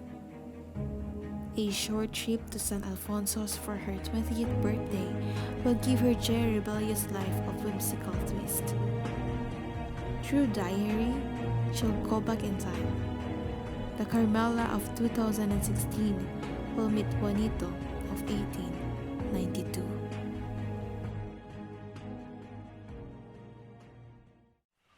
It is now October.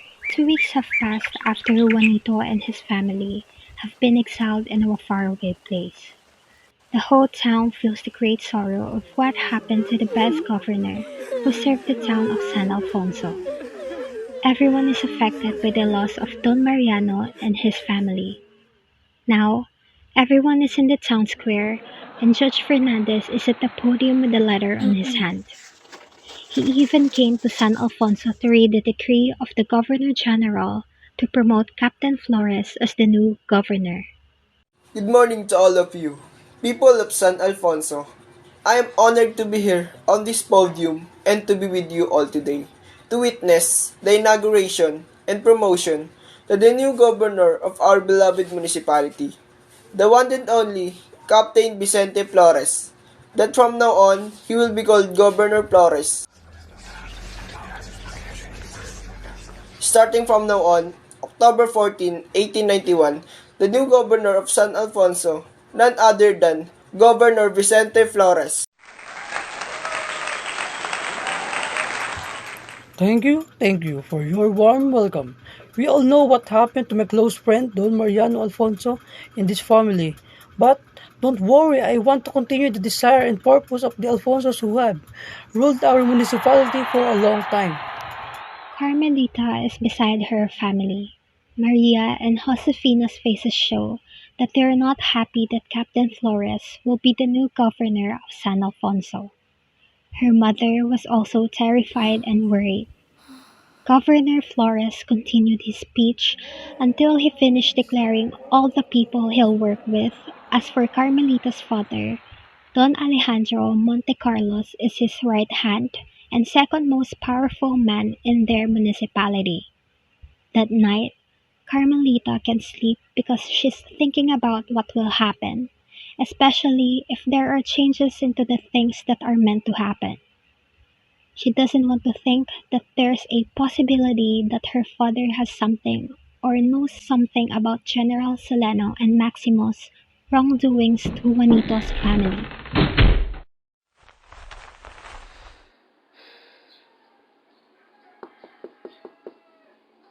You can sleep, my sister. I know you are worried about Juanito, but maybe you should accept that you are not meant for each other. How can you tell that two people are not meant for each other? There are many things that can hinder the love of two people, but apart from the strength and durability of their love, their relationship also depends on destiny. Yes, Juanito loves you, and I know you love him too. But now you are far from each other. You don't know where he is. Their family is considered guilty, and father will never allow the two of you to stay together. Carmelita, I hope you can understand that you and Juanito are not meant for each other. Do, do you think you and Eduardo are for each other? I know we weren't meant for each other. I know that our father won't allow us to get married.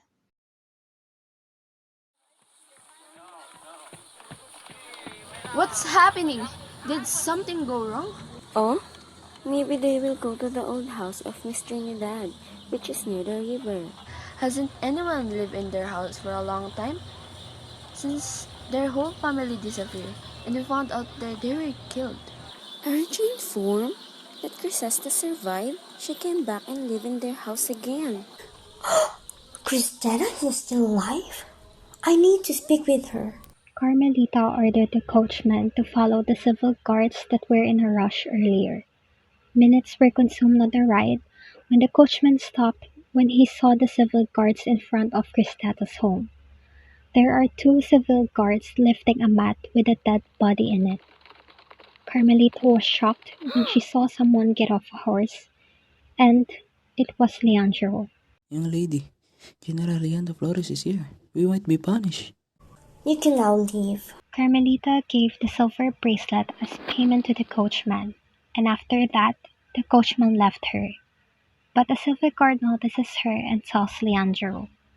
General, a daughter of Don Alejandro is here. Carmelita, what are you doing here? Are you okay? Did someone happen to you? How did you get here? You? What are you doing here? Someone told me earlier in the office that a young woman who lives here near the river was found bleeding and dead. General Salino left this morning, so I took care of his work for now. Since when did you become a general?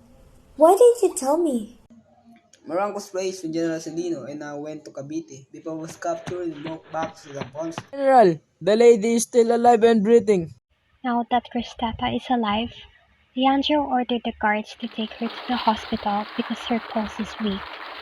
When Leandro told Carmelita that he'll take her home, Carmelita asked him if they could visit Cristata first. General Leandro, we just received a letter from the municipal hall that your father wants to see and talk to you. You can now go. I'll stay here and look after Cristeta. Carmelita walked Leandro to his horse, and after that, she went back to the second floor to find out that Cristata is now awake. Carmelita, is that you? Are you not mad at me anymore? Alfonso was ruined because of me. I'm not angry at you, Christina. I want to understand you. Can I ask you a favor, Carmelita? Of course. What is it? I know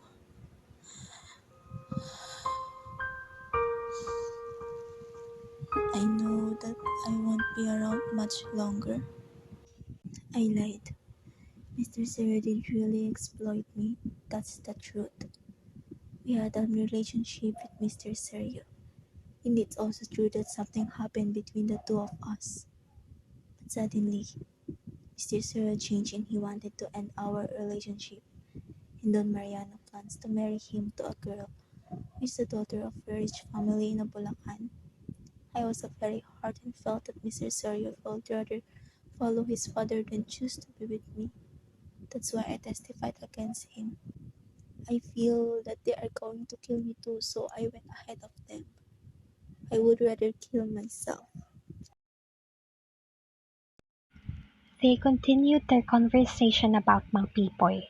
Carmelita knew that Don Mariano, Captain Corpus, and Sergio were indeed framed. The only person I blame, this is myself. I blame myself for trusting too much in people I considered my brothers. I trusted with all my heart the person who fronted me to put this mark after the Thanksgiving night as a sign of our friendship and arrangement. But I didn't think he just tricked me. Cristeta died after asking the last favor to find out who killed his family. Carmelita was surprised when someone suddenly shouted her name.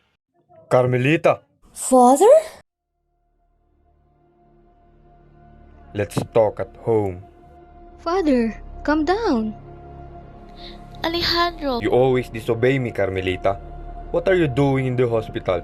And why are you talking to the girl who testified against the Alfonsos? How did the mark on your back disappear? Well, Don Mariano and Captain Cruz's mark hasn't. Are you saying that I know something about their imprisonment and death? Why were you silent when Don Mariano was convicted? You even greeted them and put a mark together as a sign of your friendship. You believe Corpus lies more now. Only one of you is telling a lie, and this time, I proved that you, Father, is the one lying. Carmelita! Enough! The argument stopped, but for 3 days, Carmelita and Don Alejandro didn't talk to each other or even notice the presence of each other. Carmelita is in her room staring at the love poems that Juanito gave her when her mother suddenly entered the room. Carmelita, please forgive your father. You know he gets angry easily and he has a heart disease. You know your father and I are doing everything to make you and your older siblings better. I hope you understand and have an open mind that we only want your happiness. Your father and I have talked about continuing with your marriage. Really? So, does this mean that my wedding with Juanito is going to happen? I already said that you will be happy with what I have to tell you. Now I have proven that you do love him. Come on, go to bed early. General Leandro and Governor Flores will visit tomorrow at noon. What? You'll marry me off to Leandro? I don't want to get married. Take back what you said and your agreement with Governor Flores. Why didn't you and Juanito conspire to keep your marriage from going through? You even helped them get close to Helena Flores so you wouldn't marry Juanito. Didn't you yourself admit to all of us that you love Leandro? But I'm still not ready to get married. Where are you going? Are you gonna leave me too? Huh? I could never leave you, young lady. Don't worry. I'm not the only one leaving. You're coming with me, so get dressed so we won't be late for the ship's departure to Cebu. The two ladies left for Cebu while Madame Olivia is waiting for them in the harbor near the ship. Madame Olivia informed Don Alejandro that Carmelita should have time to think because things happened too fast and she was very hurt by what happened to the Alfonso family. Unexpectedly, Don Alejandro agreed. Madame Olivia, what are we going to do? The wedding should not happen. Why is this happening? I have a strong hunch that everything that was set to happen has changed forever. Destiny has also changed, and I don't know what else could happen. There's one thing you should be sure of, Carmela. You must make sure Juanito lives because that's your mission here. The scheduled day of his death may change, and that's what scares me. A strong wind blew and the atmosphere was cloudy, the thing that scared Carmela. They traveled to Cebu by boat for almost 2 days. They arrived in Cebu and they hailed a coachman. The ride was about half a minute when they landed on a beautiful beach in Alcoy, Cebu. The ladies were shocked when the horse stopped because she was tired and needed to rest. While the horse rests for a while, Madame Olivia allows Carmelita and Teresita to play in the seashore, but they aren't allowed to go swimming. While the two are letting the sea water wet their feet, Carmelita sees 3 fishermen that are walking in the seashore. Her eyes widen when she realized that one of them was Juanito. Juanito also looked at her in disbelief. Why, Juanito? Is there a problem? Do you know her? Oh boy, looks like someone in trouble. That lady looks like she's rich. No, I don't know her. She's rich. How can I possibly know her? Really? She clearly once talked to you. Where did you meet her? I already said that I don't know her. Why are you so annoying? Juanito just denied Carmelita and looks like he's pissed. What do you think will happen now? Well, let's better find that out tomorrow.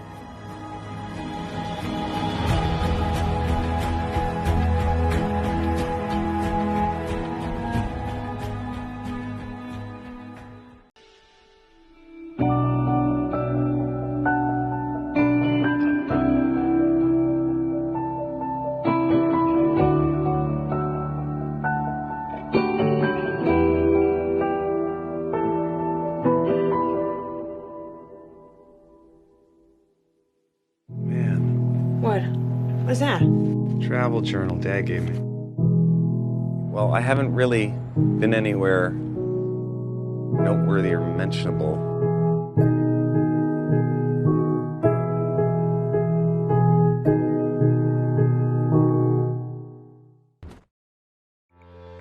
We want to express our gratitude to the performers from General Academic Strand for your outstanding performance.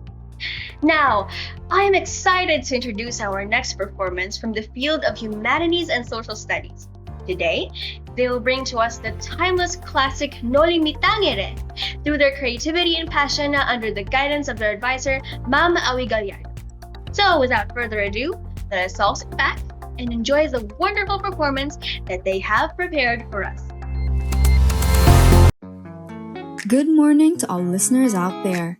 Make sure to prepare your snacks and drinks because at this very moment, you'll be hearing the new adaptation of Jose Rizal's famous Noli Me Tangere, focusing on Cisa's character, a mother who continues to suffer from the loss of her children in the hands of the abusive guard instructed by Padre Salvi. You are now listening to Maybe I can help but smile. Every beat, every tune and time. Oh, think I missed that line. Every line, cause expensive dime. Now, just wanna lay down. For all the moments, for every yellow and blues, sweet home-baked treats will always be there for you. So what are you waiting for? Nothing will beat the affordable yet delicious made with love sweet treats for affordable price. Only at Sweet Home Baked Treats. Contact Ms. Revenis and Sanaros for more information. Crispin? Basilio! Show yourselves! Don't hide from your mother, children! Poor Cisa, you have lost your sanity. It's better to just wait for your lying and thieving sons in your house. Crispin! Basilio! You're shameless! My sons are not thieves! Where did you keep them? Where are they? Free my children, Padre. Free my sons. Crispin, Basilio. Whoa! Stay tuned for the adaptation of the novel Noli Me Tangere by Jose Rizal with the new title, Sisa, A Mother's Eternal Love. I assure you guys, the scenes are wonderful. What will happen to Sisa's character? Will she really go crazy and lose her life? Or maybe a new hope will come into her life. Let's look forward to all that, only in a few minutes.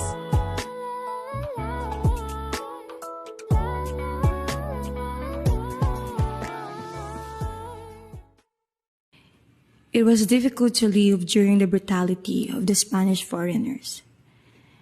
The Las Islas Filipinas made us Indios, the slaves in our own country.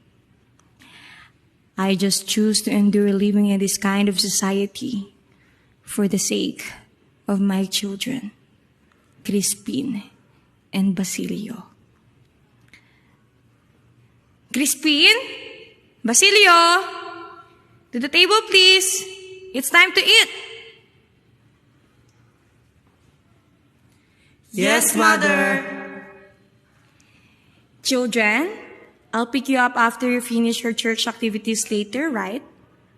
Wait for me at the church before dusk. But, Mother... Yes? Is there a problem? You can tell me, Basilio.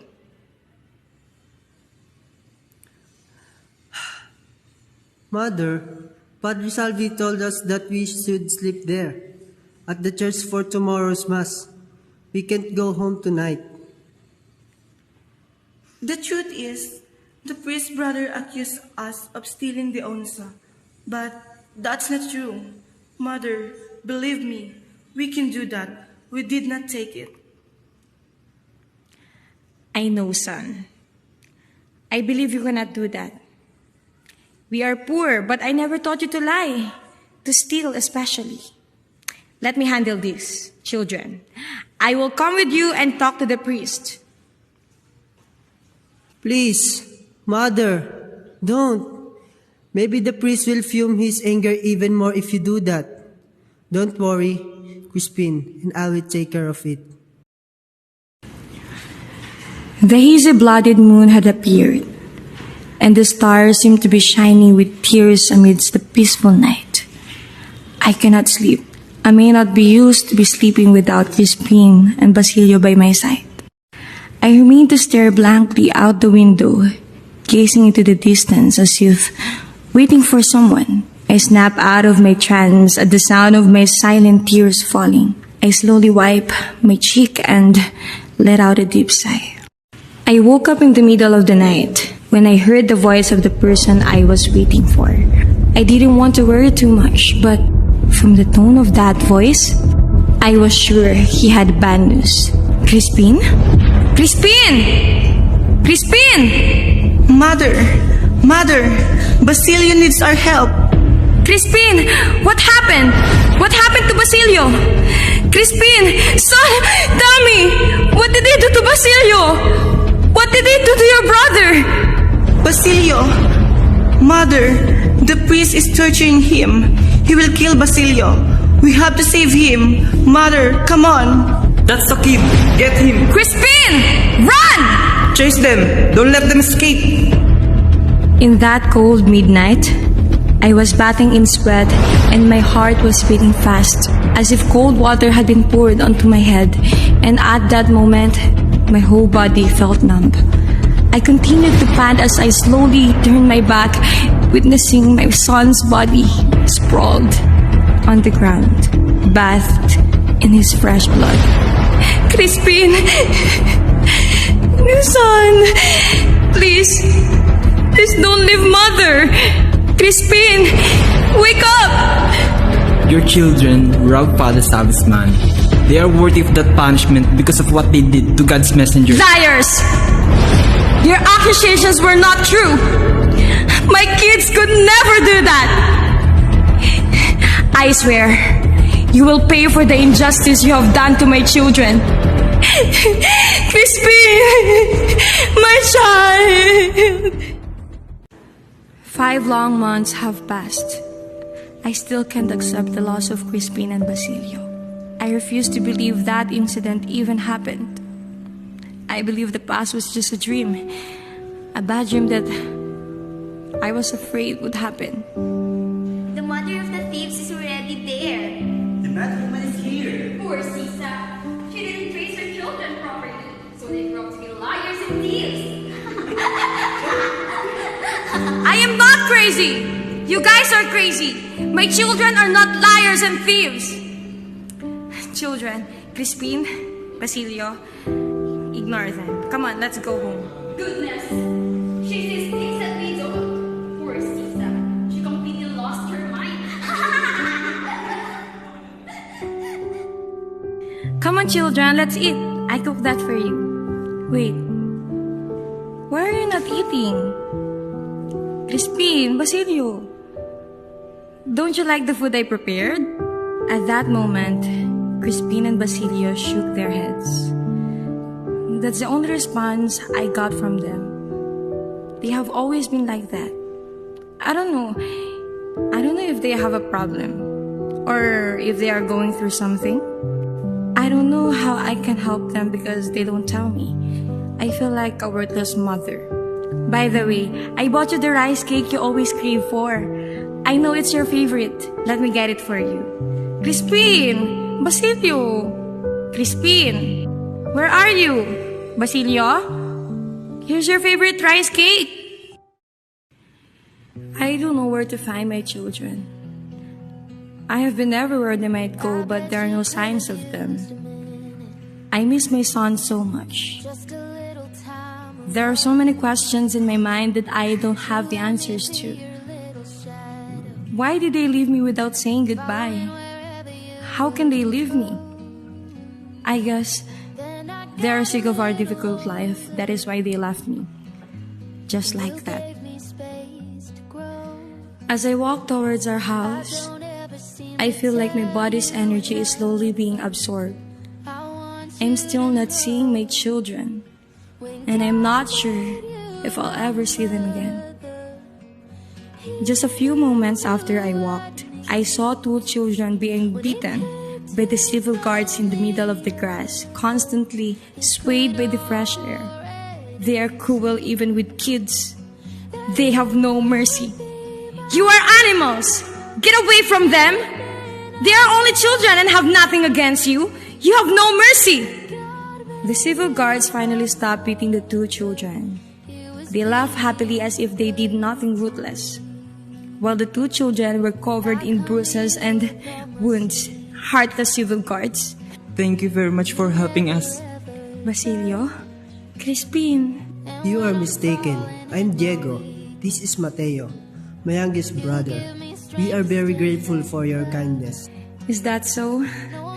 I'm sorry, I just remembered something. By the way, I'm Sisa. You can call me Ate Sisa. At that moment, I thought my children were the ones in front of me. But my heart, which was constricted by longing, was suddenly relieved. I feel good about the brothers. Somehow, at that moment, my sadness was lessened. I don't know, but they remind me of my sons Crispin and Basilio. I immediately agreed to adopt the kids. I was sure of only one thing, and that was the happiness I felt. I seem to have given birth to twins with so much joy and excitement. Maybe it was just caused by my longing for Crispin and Basilio. It has been more than 4 years since I first met Mateo and Diego. Kind children. I keep remembering Crispin and Basilio in their personalities. Funny. I often call them Crispin and Basilio.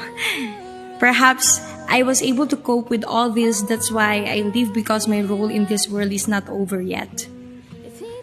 In this new chapter of my life, may I be able to overcome the challenges that await me. Your outstanding performance has truly left a mark on us, and we are grateful for the opportunity to witness your skills. Now, I am thrilled to introduce our next performance from the field of science, technology, engineering, and mathematics. Today, they will bring to life the beloved folklore alamat ng Maria Makiling through their creativity and ingenuity. Under the guidance of their advisor, Ma'am Regina Ritatar, these talented students will take us on a journey through their mystical world of Maria Makiling. Without further ado, let us all sit back and enjoy the remarkable performance that they have prepared for us. You are listening to World Favorite in your number one radio station, Systematic 87.1 presenting.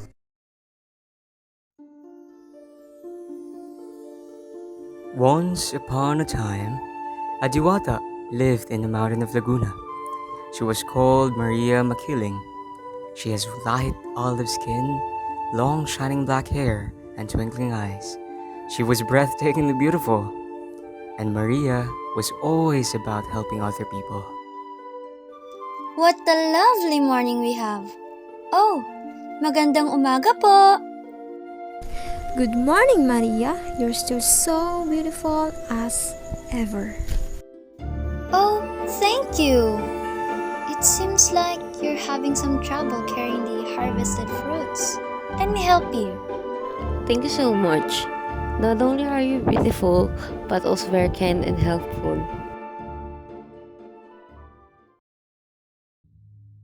And one time, the children of a farmer got sick.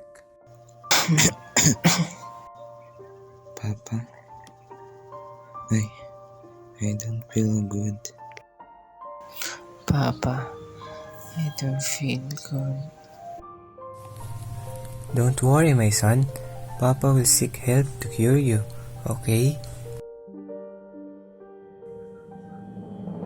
He went to Maria to seek help. And when he got there, he was given a bilao full of ginger. The farmer sadly went home carrying the bilao of ginger. But when he reached the house, he was greatly surprised. The ginger had turned to gold. Diyos ko, the ginger had turned to gold. Now I can go to manggagamot to cure my son.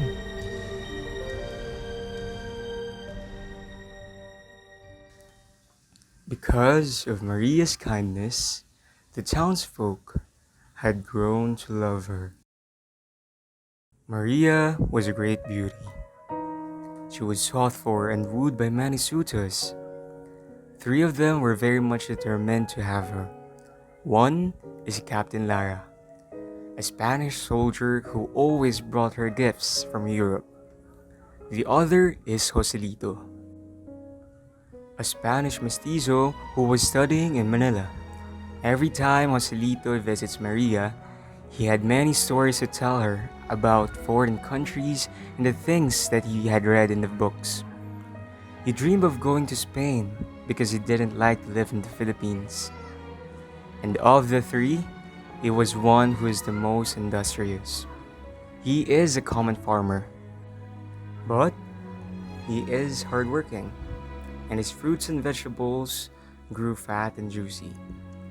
He also had many pet animals and birds, but if the truth be told,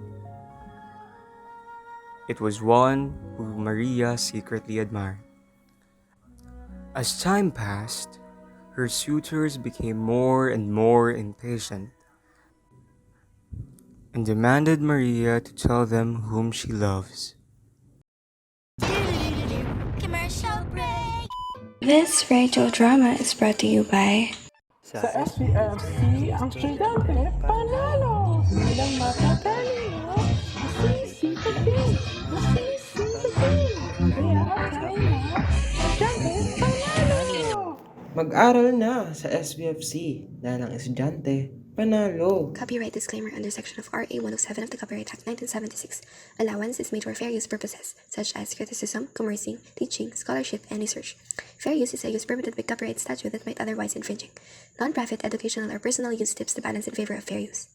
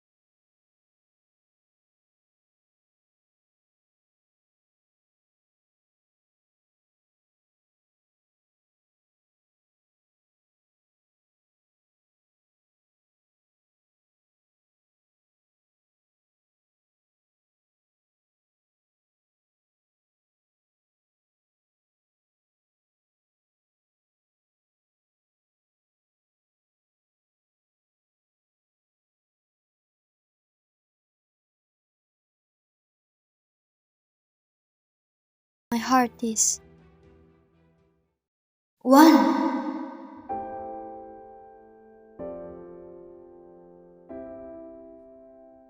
Me? But I'm just a mere farmer. I'm nothing compared to my other competitors. And that is enough for me. I don't need wealth or fame to live my best life. What I need is a loving and caring man who'd be with me for the rest of my life. And that man is you, Juan.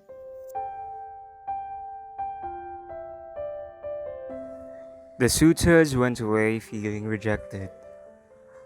On the other hand, Joselito and Captain Lara were very much angry with Juan, and they thought of a plan against him. This can't be right. I can accept it if either of us was chosen. But him? What's he gonna provide to Maria? Fruits and vegetables? I agree. We need to do something. And I have an idea on how to bring that man down. One day, all was surprised when a huge fire devoured the cuartel of the Spanish. Because of the fire, Captain Lara ordered many Filipinos to be captured. Secretly, Joselito helped Captain Lara. Juan was among those who they imprisoned and tortured. Many prisoners did not last long from the tortures of the Spanish. One night, Captain Lara and Joselito secretly spoke with the prisoners. Please, let us out. We can't take this anymore. Fine. I'm going to let you out if you do what I say. But if you don't, I'll give you even more severe punishment. Okay. We will do what you say. So please, stop torturing us anymore. The next day, Juan was blamed for the burning of the Spanish cuartel. I'm innocent. I didn't do it. I didn't burn the quarrel of Spanish. Juan said while he was crying. But the prisoners pointed at him because Captain Lara and Joselito frightened them. Then the soldiers brought Juan to the plaza. In front of hundreds of people, Juan was shot as the enemy of the Spaniards. He was killed even though he didn't commit any wrongdoing. But before he died, he managed to shout Maria's name out loud. Maria! It was heard by the Diwata, so she quickly went down her mountain. But Juan was already dead when she arrived. Tears were falling down her face as she embraced his lifeless body. Afterwards, she faced the crowd. Why did you not take care of him? She shouted. Meanwhile, Captain Lara and Joselito fled to Manila because they were afraid of Maria. When she learned of this, she cursed the two. She also cursed those men who cannot accept failure in love. Soon, the curse took effect. Joselito suddenly became ill, and there was no cure for his illness. And he soon later died. Captain Lara, on the other hand, was called back to Laguna when the Filipinos revolted against the Spaniards. The revolution quickly spread to many parts of the Philippines, and he was killed during the revolution. From then on, Maria never let herself be seen by the people. Every time somebody gets lost on the mountain, they remember the curse of the Diwata. They remember the great love of Maria Makiling. Just how talented can Vincentians be? No words can express how we are honored to be able to watch all of these performances. Before we conclude this part of our program, I would like to extend my appreciation to the 7 groups of students who have graced us with their outstanding performances. Through your performances, you have transported us to different worlds introduce us to fascinating characters, and share with us stories that have touched our hearts and minds. Vincentians, it has been a pleasure to witness the amazing talents of the students of SVFC in this year's English Month program with the theme Reliving the Past and Embracing the Future through Philippine Literature. Our program featured various competitions such as poetry recitation, author's gallery impersonation, poster making, dance duo, and Mr. and Miss Literature. Many students have demonstrated their skills and creativity in these competitions, and we are proud of their achievements. We also had amazing intermission numbers from our talented singers who have showcased their vocal prowess and entertained us with their performances. And who could forget the highlight of our program, the radio drama performed by our grade 12 students. They have brought to life the characters and stories of Philippine literature, captivating our hearts and minds. As we come to the end of this program, the results and the announcement of winners will be posted in the portal. Also, we want to thank everyone who made this event possible. To our teachers and staff who have supported and guided our students, and to our parents and guardians who have always been there for our students. Thank you for your unwavering support and dedication. We hope that through this program, our students have learned to appreciate the richness and beauty of Philippine literature and its role in shaping our culture and identity. Let us continue to embrace our past and look forward to a brighter future. Thank you and have a good day, Vincentians.